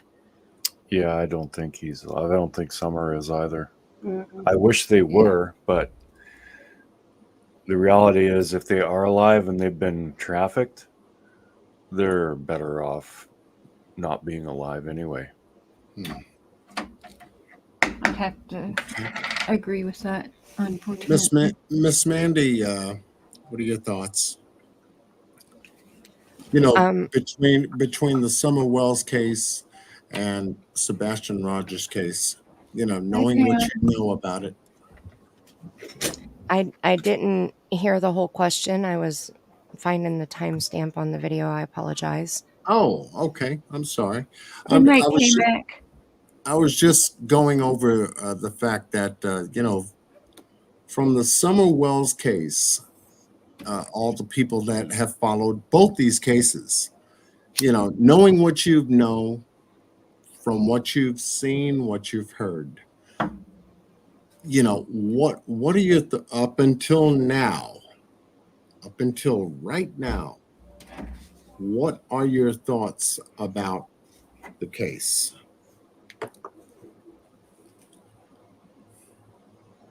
Um, Do you well, there, find comparison? Do you find yeah, that's what I the was gonna say. similarity? Do you find the parents There's a credible? lot of things. Anything in there? Anything in there? There's a lot of things that are very similar that the red flags wave super hard in both cases, and they're a lot of the same things that cause the red flags to wave. So just like we were talking about earlier, the mother was with the child when the child vanished. The mother calls the husband and says the child is gone. The husband contacts law enforcement and says the child is gone. The husband is away at work. The husband gets home as quickly as they can, and law enforcement's already there. There's just so much negativity that comes after that, hearing them speak about their children. And I'm not including Seth in this. I'm just speaking of Chris and Katie and Dawn and Candace. Mm-hmm. Because other than like drugs and alcohol, I see a lot of similarities, and just how they speak about Dawn and Candace would always speak of Summer in past tense. Chris and Katie, I have heard them speak of Sebastian in past tense. But the negative stuff that they say, the denigrating words that they use are just, like the denigration is just in your face. And you can't overlook that. You can't just let that go. If you're going to look at a true crime case and try to do justice talking about the victim, you have to look at all of the people around the victim and give them the same courtesy, speculation, all of that has to be looked at all together. And that's what I see. I mean, they're very similar. I think that both of the children, I don't think that the children are going to be found alive, in my opinion. Okay. In different Yeah. situations, I'm not sure what happened with Sebastian. I kind of have an idea. And I think it's different than what I think happened with Summer. So Okay. Me too. Yeah, I Okay. agree with that. Yeah. Yeah. Miss Nana, excuse me, Tammy, I'm sorry. No, it's okay. Same question. From I guess you following Summer Wells and that case, and now Sebastian's case and everything else like that. How both of these cases unfolded up until now, both of them, and I mean both of them simultaneously. One still missing 3 years later, the other now missing 7 months and going into an 8th month. What are your thoughts? Well, there is I agree with Mandy. There's a lot of similarities to both cases. The age obviously is different because Sebastian's 15 and Summer's, 5. So there's a difference there. And they're both in Tennessee. There's a similarity there also. But I agree with Mandy. I don't think, sadly, either one of them it will be a recovery. It won't be a finding, and I feel that really, it's really sad to feel that, but that's just, Mm-hmm. I just don't feel like there's any hope the other way for that. Mm. But the similarities are kind of scary, how they've kind of went side by side each other, and the fact that Summer has still not been found, which means she's, for lack of saying better, well hidden. And now, Sebastian, he has not been found. I hope it doesn't take this long to find Sebastian, but it's just scary how they line up together. And they both were barefoot, allegedly, too. Yeah. Like, it's the little things like that. About. Yeah. And I don't feel like either one of them really had, well, I guess I probably shouldn't say that. Probably how I'll say it is that I feel like their life at home maybe was not as good as it could have been. I think both of them share that also. Yeah, I agree with that too. Yeah. Right. Okay. And I asked this question for a reason, not to monopolize the conversation. It's not to monopolize the conversation. It's actually to get the content creators' thoughts about the case they're following. That's it. That's why we're here on panel. The only reason why we're here on panel is to get from each other and to, be more on the same page with each other. And so far, so good. We're good with that. Miss Nana, your thoughts on both these cases? If Miss Nana is still Sorry, I was muted. That's okay. Your thoughts on both Summer Wells, how that case evolved. She's been missing over 3 years now. And now to Sebastian Rogers' case. He's going into an 8th month and everything else like that. What are your thoughts so far? Well, I'm kind of late in the game here. Everybody already threw out their things, and I agree with everybody 100%. But there is a thing we haven't mentioned. Both of them had CPS cases against them prior to that child missing. So they were 2 different cases. We don't actually know what happened to Summer as far as the case being, but I know that with Summer, if it would have pursued, it could have incriminated someone. I'm not going to go into detail. I think y'all know what I'm talking about. And that person could have went to jail, and that person never wanted to go to jail. They wouldn't wish jail on anybody. And then the other case with CPS. Both cases with CPS, yeah. Yeah. The Multiple other case, CPS cases. yeah.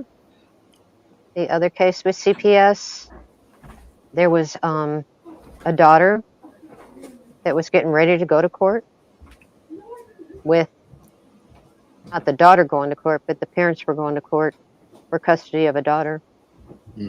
And there were some things that could have been involved that could have hindered this. Right.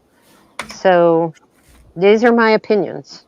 Yeah. No, your opinion matches a lot of people I talk with think that as well. So I think, bottom line, both of the cases had something to do with CPS because it was very similar in timing. Yeah. And things that were going on. And I agree with every one of you 100% of everything you said.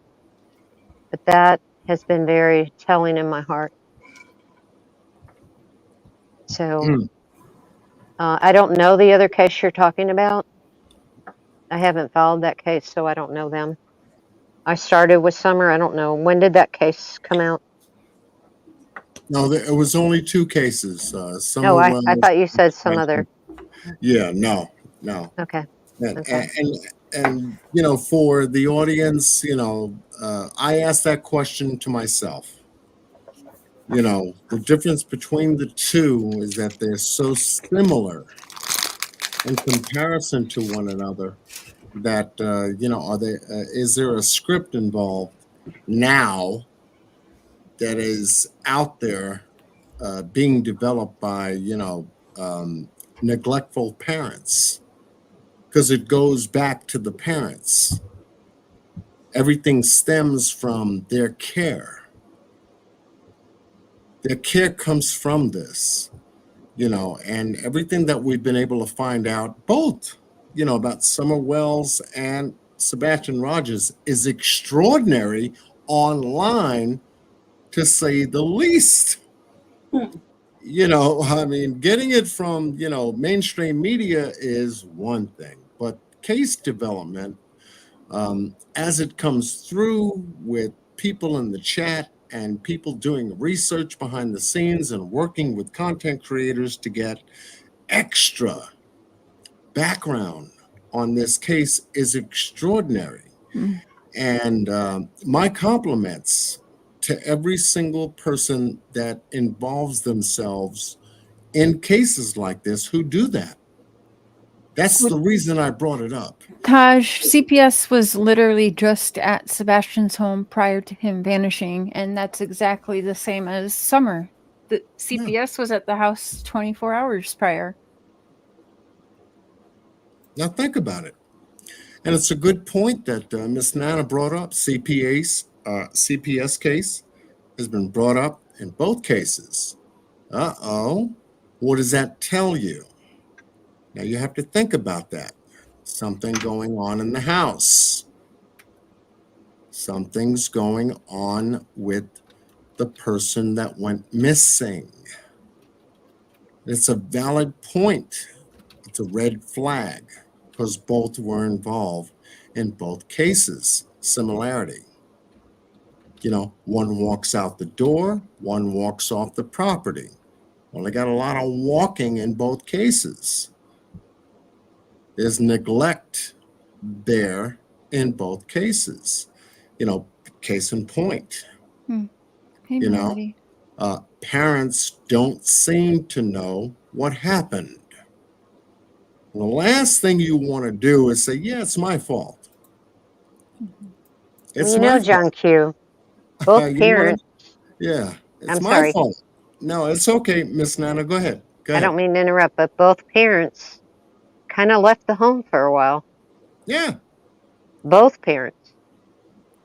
On both sides. With On both sides. Sebastian's case and Summer's case. They left the And they house went for out a of while and weren't in the home. So did CPS tell them they couldn't be at the home until the investigation was finalized? That's what we're always. And when was it finalized? None of them were finalized. Well, no cases were closed. No, there was not even enough time gone by to close the CPS case. No. We went over that. Mandy, you're going to show this clip, right? Is this the spirit box one or no? No, this is Katie talking and losing her accent. Oh, okay. Did you? I want to No, hear this that. is just my background. This is just my Oh, Halloween I thought you were background. playing it. Oh, okay. Well, okay. I thought you were gonna play a clip, but you guys, I am gonna have to end this I am show. gonna But play. Share. Okay, Share. no. Oh, you do have a clip. Okay, my bad. Yeah, no, play. This is Play this is my live stream from last night. That's just my background. I just moved myself up here in the top corner and put the screen over here that I was playing. Okay. So that everybody could see the background. Now I see. Yeah. But yeah, we're gonna listen to Katie lose her accent. She trips over the comma and the accent just goes flying out of her mouth. Yeah, I want to hear it. Before you play the clip, I just wanted to thank Mr. and Mrs. Cher for doing this live tonight and allowing me to, I guess, chime in the way I do. Of course, we all I have have my our insights different. about certain things, and I like to ask questions, and I like to listen to responses. That's just me, and anybody that has followed me knows that. So I didn't mean to give any impression that I was trying to take over tonight's live or Who said that? or anything else like that. There was one Nobody comment. better. No. But that's fine. That's fine. That's fine. We have our power panels, and John is a part of that. So, and I've we all seen know chat how be John very works. supportive. Yeah, don't be like that, because it's gonna be you that gets booted. We like everybody's. There's a reason we like having these panels and why we all continue to get together. We all are different in our thinking and the ways we do things, and together it's a powerful thing. So Yes, and that's the that has reason. been Yeah. And Cher, I wanna insinuate one thing. Yeah. When I said that both parents were removed from the house, mm, we don't know that factual. We only know it from what has been said out there by both parents right, and yeah, by people that I'm not saying 100% they were removed from the homes, but it was brought out in several interviews with both sides. yeah, we've talked about it. Yeah, it's Yeah, out there as a I know. discussion. But yeah, we don't have the I just proof try for to it. cover myself on that one. That's good. No, you're good. You're good. Sorry, I'm not well, putting it and as factual. after Yeah, I the love you child guys back. I appeared, love you guys back. I love you guys in the chat for chiming in with Cher and Mark tonight and all of the panel guests because it helps me to learn where this case is with certain people. I love Miss Mandy, Miss Tammy, Miss Nana, Brittany, obviously, and Justin for continuing their work in this case. Now, even though Justin's not here, I mention him because there's certain things that he brings to the table as well. It's about perspective. Mm-hmm.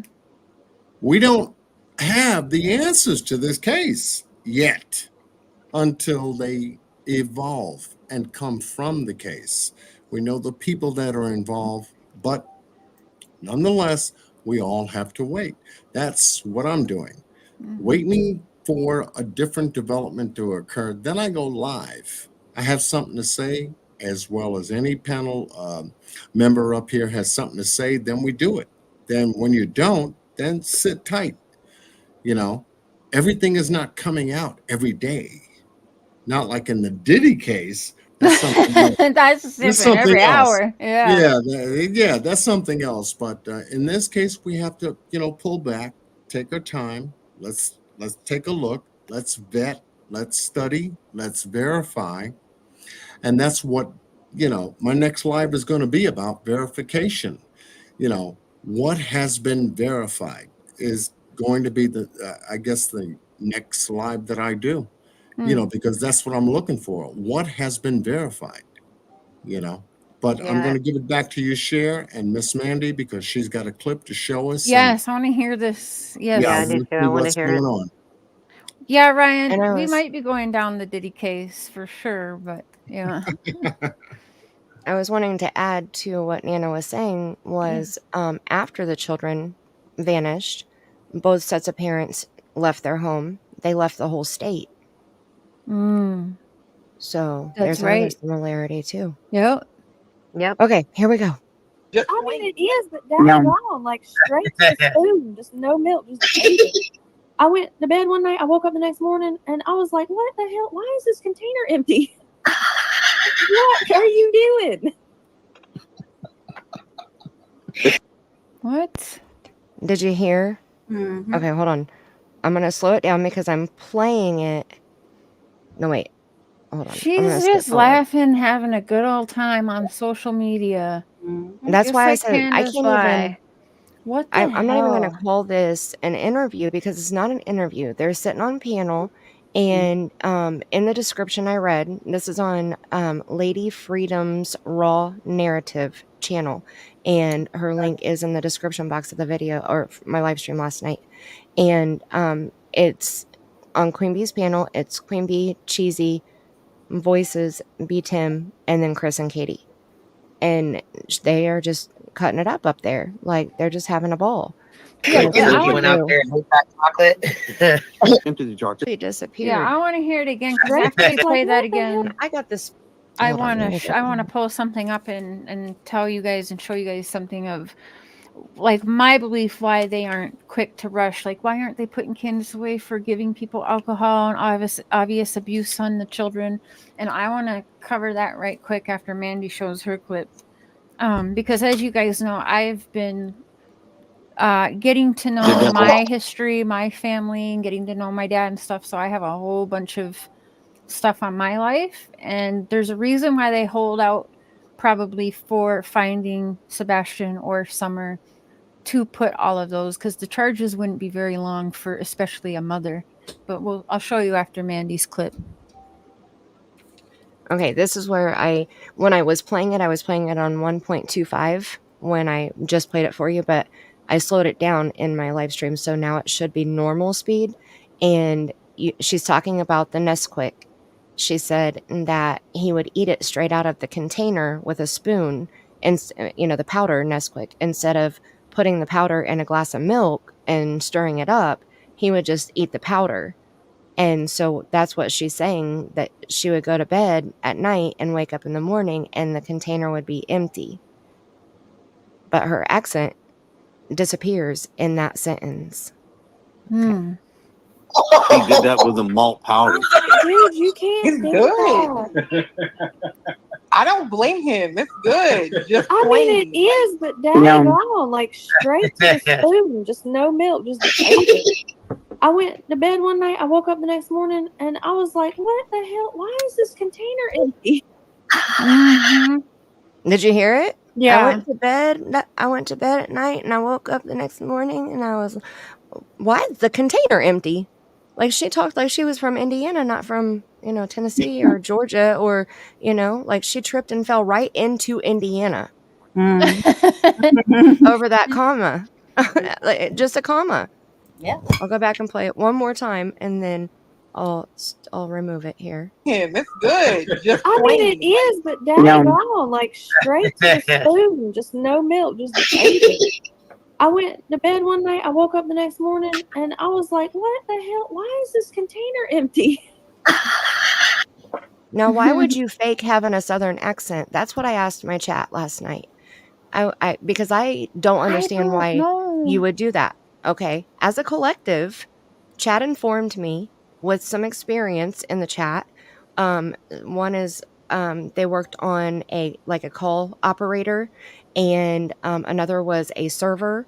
And they said that when they emphasize their Southern sweet accent, it calms people down more.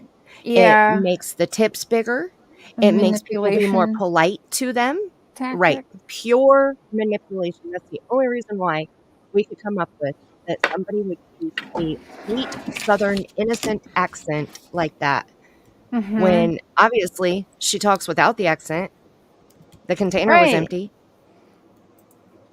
There was no accent in that. The container was empty. There was nothing. So I found that very interesting. It really is.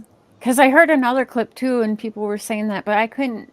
Yeah, but that's pretty clear. And I've heard it. I've heard people talk weird. about it from like interview to interview. It's like but not Gypsy Rose. She puts that baby voice on when she really wants something. It's disgusting.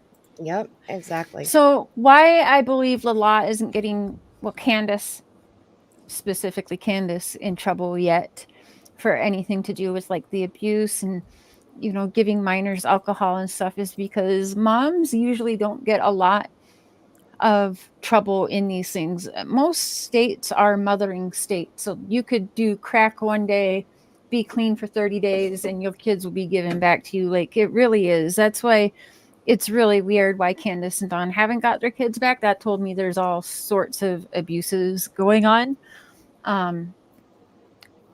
Gypsy Rose, yeah, she makes my stomach turn. I'll show you. Yeah. So share not just in Tennessee, North Carolina too. Yeah. Oh yeah, that's what I said. Many states. Many states are mothering states. Well, where did that go? I'm gonna have to pull it up on a short, I guess. They want to keep the mother with the child until it's absolutely detrimental to the child.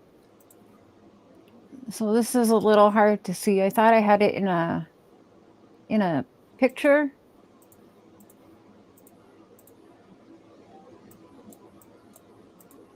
Oh shit. Okay, so with everything that my mom's put me through, again, my mom had multiple chances. They kept giving me back after everything going on. And in learning my history and everything, here's one thing that I put public. But there's lots more. I don't know like what I'll share, but this here is about my mom and me as a toddler. So the mother of a little girl found bruised from head to toe was sentenced on Tuesday to just 90 days in jail. A little girl bruised from head to toe, okay? 90 days in jail for criminal negligence causing bodily harm. Lucia Sprosen, my mom, 25, was charged with that only 90 days after her battered and malnourished 3-year-old was rescued from the southwestern Ontario city of Michigan border. The child was found to have 30 to 40 bruises and bald spots on her head where her hair had been pulled out. 90 days. That's just for one round, by the way. There were times where all she had to do was show up for 1 to 2 therapy classes, and then, she'd get me back again. So this is why they're waiting, I believe, to charge Candace with anything, because to charge her with just, even some of the worst abuse charges, as a mother, she wouldn't be let out, or she wouldn't be kept for a long time. Like, it quite literally would be days. So I think they're waiting to see what all they compile, and should they not get anything, then they'll take all of the abuse things down and, have to charge her within a certain time frame, I believe, which is something like maybe 10 years. I'm not sure. I have to look into all that, but that's what my belief has always been. Like I told you guys from the beginning, is they wouldn't get no time for just simple abuse, not simple abuse charges, but you see how this is like just 90 days, right? That's just so simple. And who knows if she had to do the whole 90 days either. You know what I mean? Ridiculous, right? I think that I've watched a lot of trials, and I think that I get the most pissed off when it comes to children's cases, where children are being harmed, because it's like a slap on the wrist, the punishment that they get. But God forbid they had a bag of weed in their pocket. They would be in prison for 10 years just for that. Right. It's ridiculous. But, they'll just get probation or something for like. I'm not going to go into it because I'll get too emotional. But I watched a case recently. I'd have to go through my history to find it. But I was so mad. I was like, how can you change that child's life forever? Forever. Mm-hmm. Like, they're going to have to go through years of therapy to try to heal. Bam gifted 5 membership. Thank you, Bam. Love you, boo. Oh, no, guys, don't say sorry. That's just to, prove a point, because I've been saying that from the beginning of Summer's cases. Like, there's a reason, because we all wonder, why no charges? Why? She was giving minors alcohol. Like, definitely she abused her boys and all of that, right? But in my opinion, that's why, And Yeah, Cher's a Mandy, survivor. I'm sorry. And It's very sad. I have 2 grandchildren that have gone through this, and they're going through therapy, and they're going through a lot of health issues. It's just very sad. Sorry, Nanas. Yeah, it's awful. No, it's And it takes okay. I mean, years.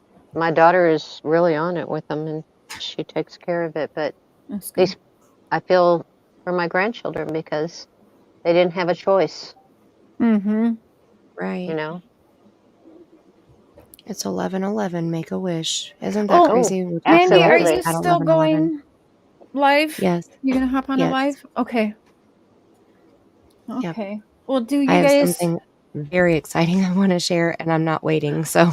Okay. Cool. Well. Okay. So, do you guys, each of you, have would like to address the chat before I go ahead and end this?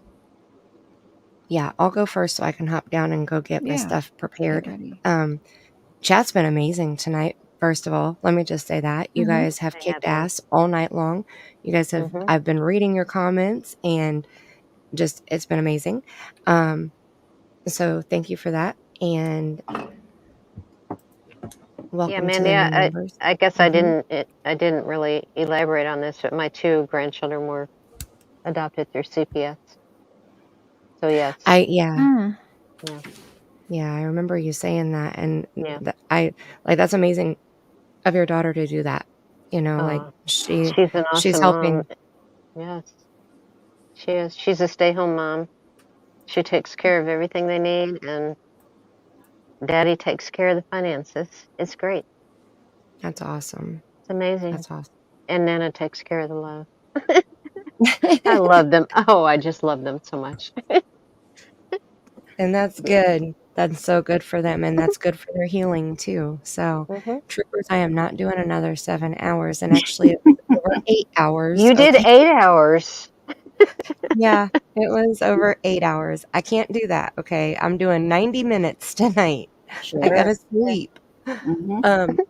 But well, I want to say thank you to the new members and to the people who gifted the membership, because I appreciate you supporting Share.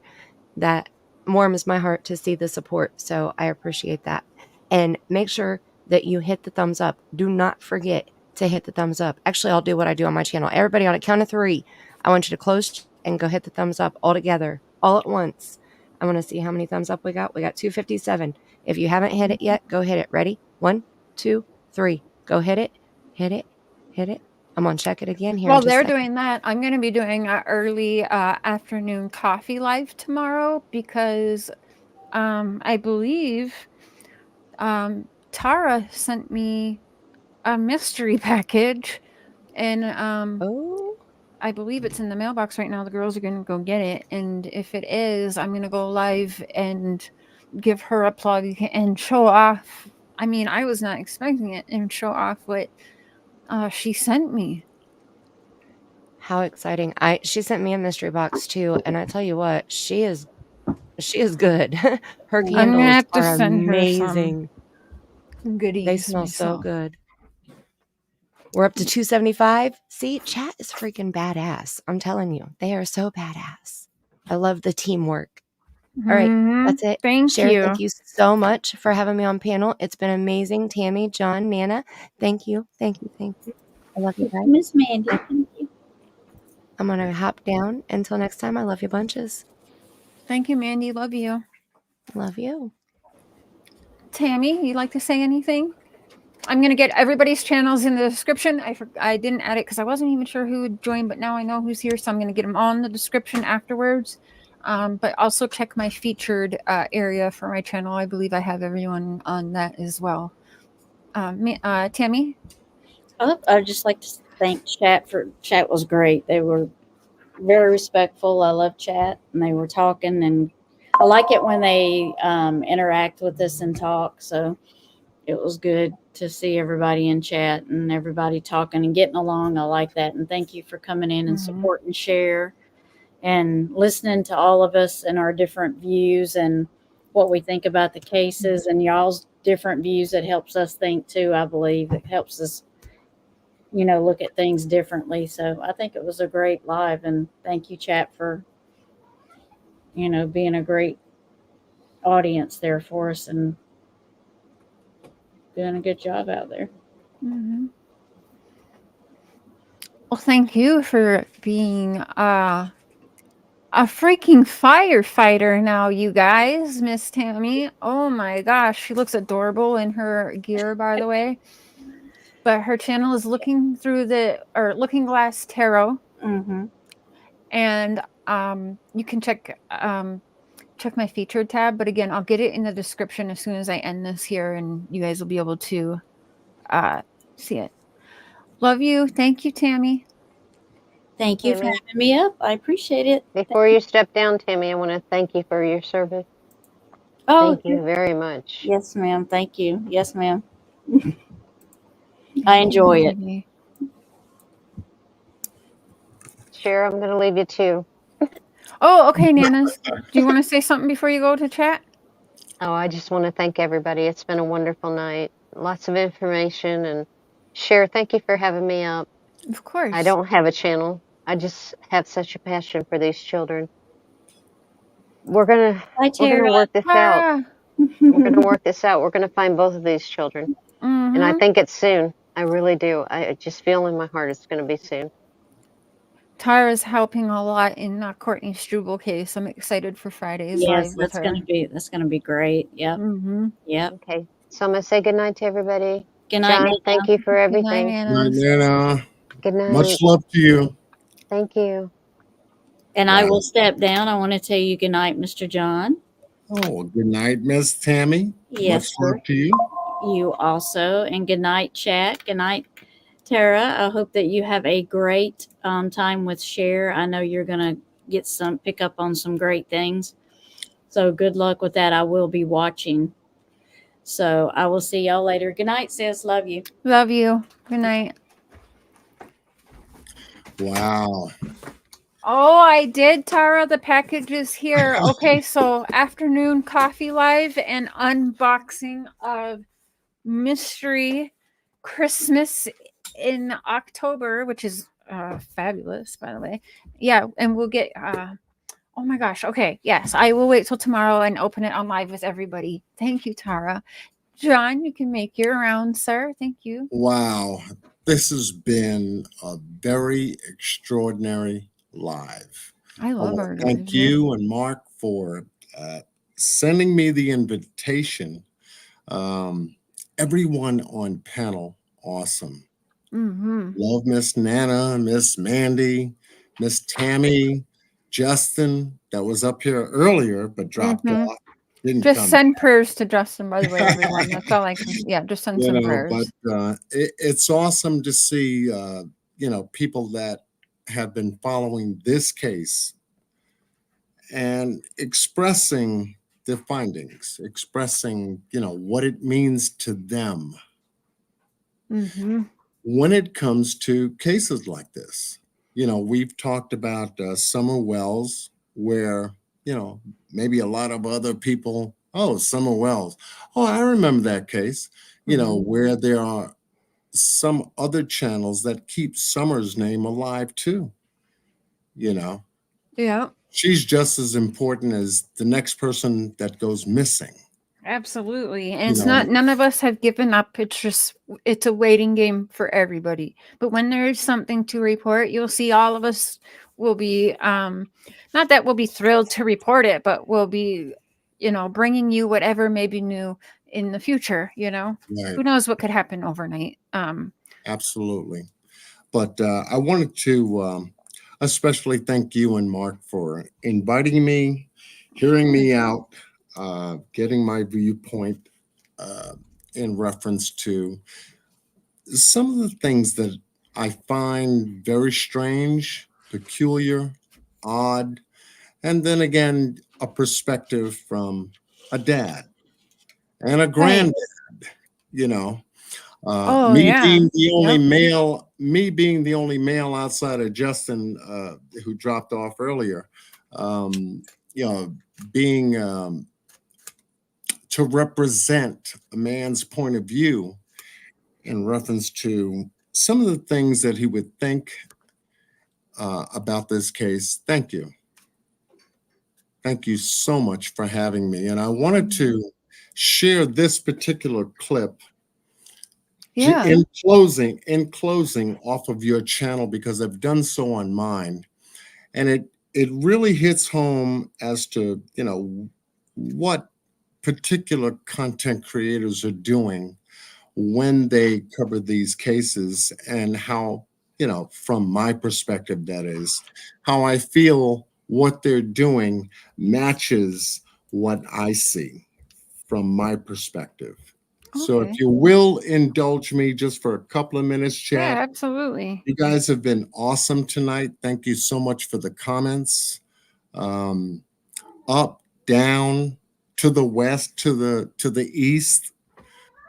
It's okay. It's okay. We're trying to do something here called keeping a name alive, because this would have been done if it weren't for the biological father getting out here and making the noise that he should make to keep this story alive. I thank him. I pray for him because I put myself in his place. And that's exactly where you have to begin as a parent, putting yourself in a parent's place. And then realizing and recognizing what this is really all about. So this is why I want to share this clip with you right here, right now. Awesome.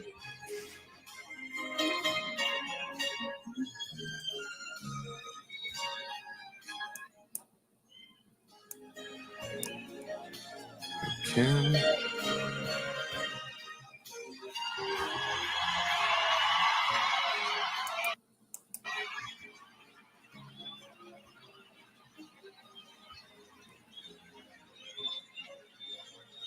Nothing, nothing, nothing, nothing.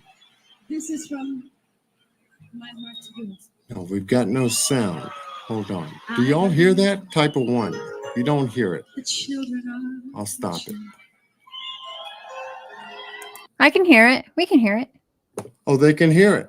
Well, I can hear it, so they should be able to hear Okay. it. I'm hoping they can hear it. Type of 1. Y'all hear this? They say 1, yep. Wow. It's my channel's birthday. 5 years today. Wow. Happy birthday. Oh, beautiful boy. I don't hear it on my side. I can hear it. Mandy says they can hear it. Okay. Oh, yeah, we're getting lots of 1s. Oh, wow. Oh, beautiful girl. To make it easy,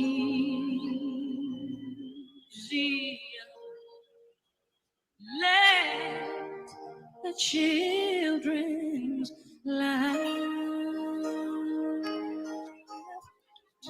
We need for mothers and step-parents to stop being jealous of their children, okay? And disposing of their children, okay?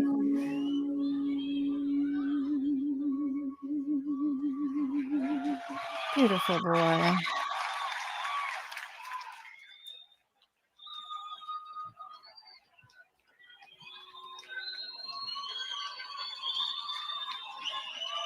Oh.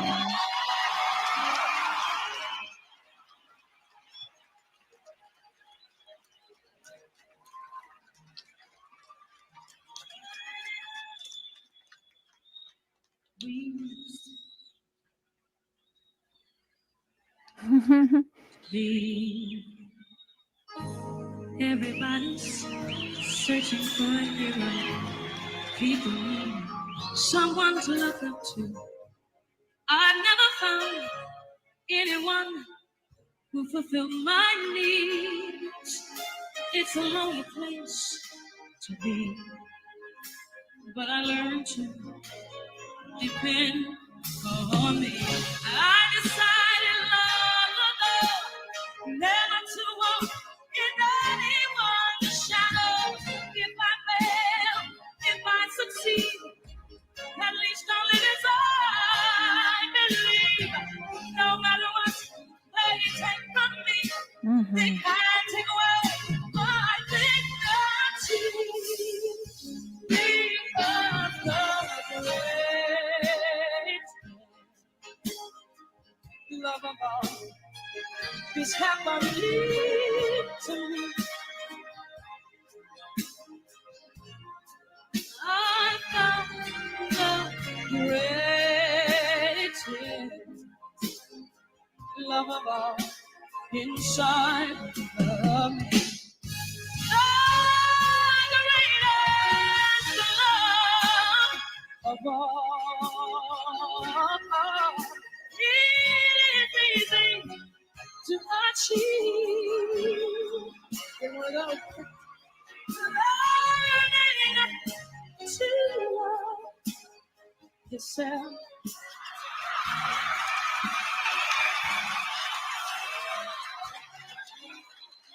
doesn't want you out here with me. I believe the children are our future. Teach them Oh no, I can't. and lead them. Show them all The girls want to open it with me and they want to. possess inside. I look a mess too. Give them a sense of pride. It'll make it easier. Tomorrow afternoon, Tara. Just like that. Remind us how we used to be. Undecided, long ago, never come up. Did anyone share in my bed? If I see at least the wind is I believe, no matter what they take from me, they can't take away my dignity. Because of greatness, love of all, this happened to me. You were me. I found the greatness, love of all inside of me. Love me.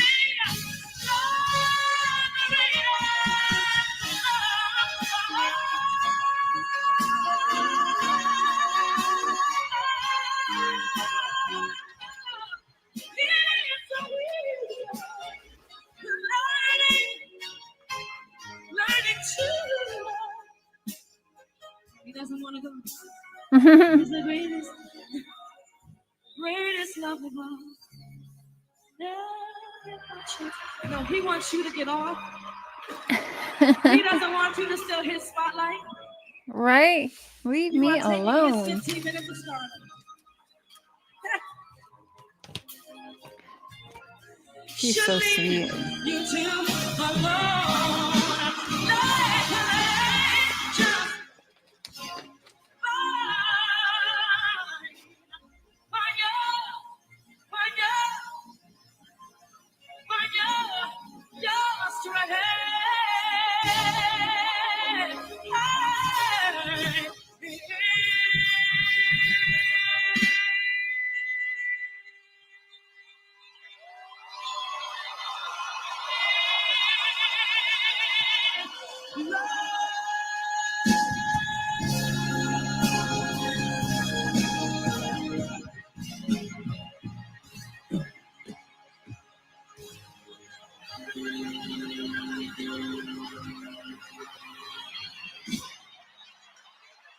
Just thank you. I love you. Good night. Thank you for coming.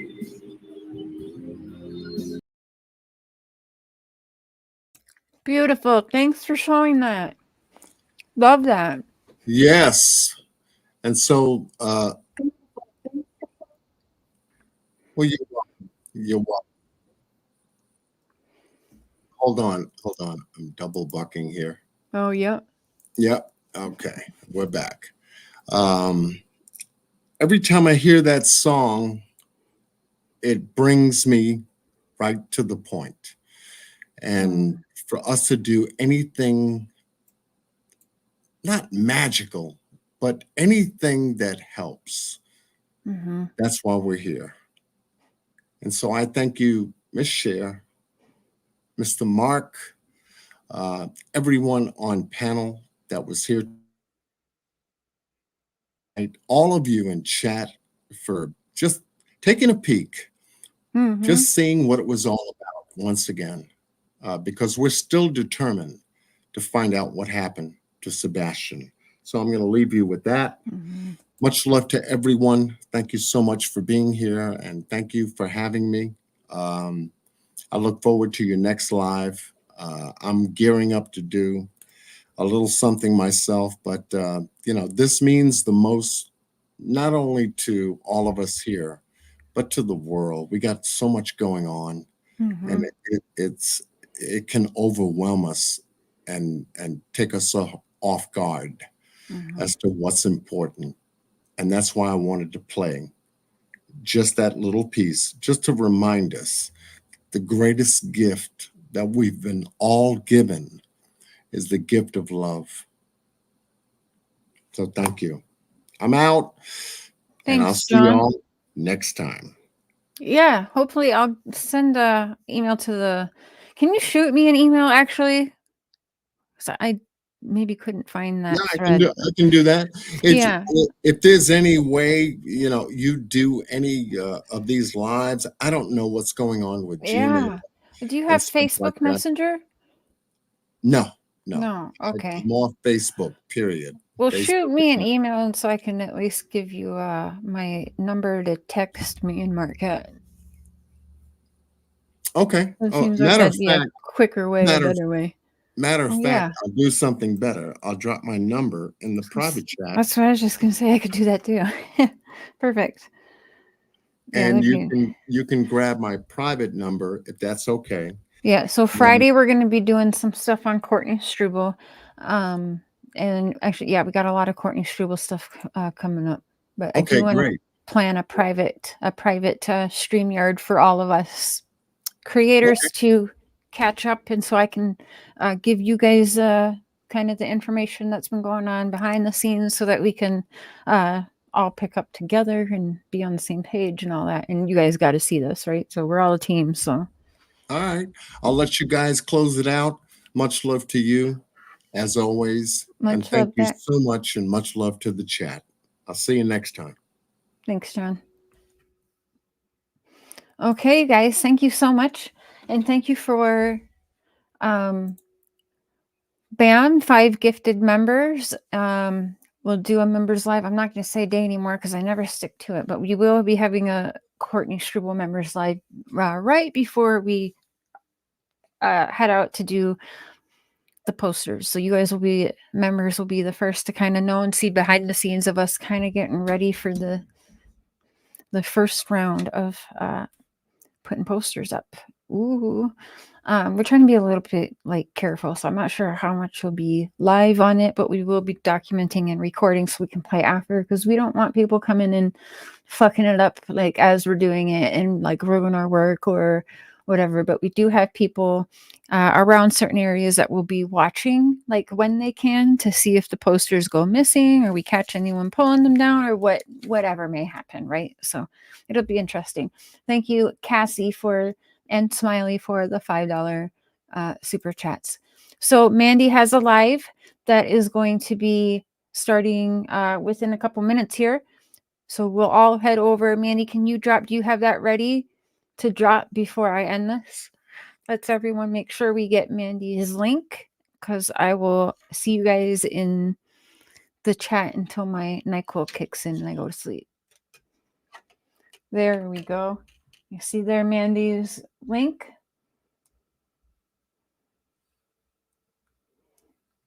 Make sure you guys go tap that. It's in the pinned message there.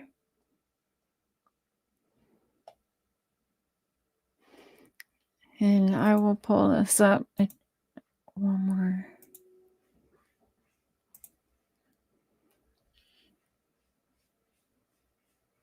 We will.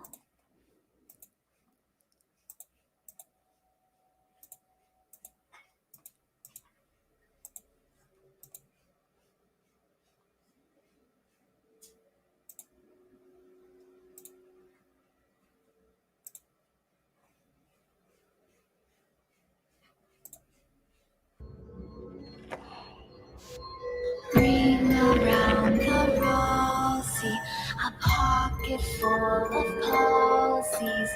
Ashes, ashes, we all.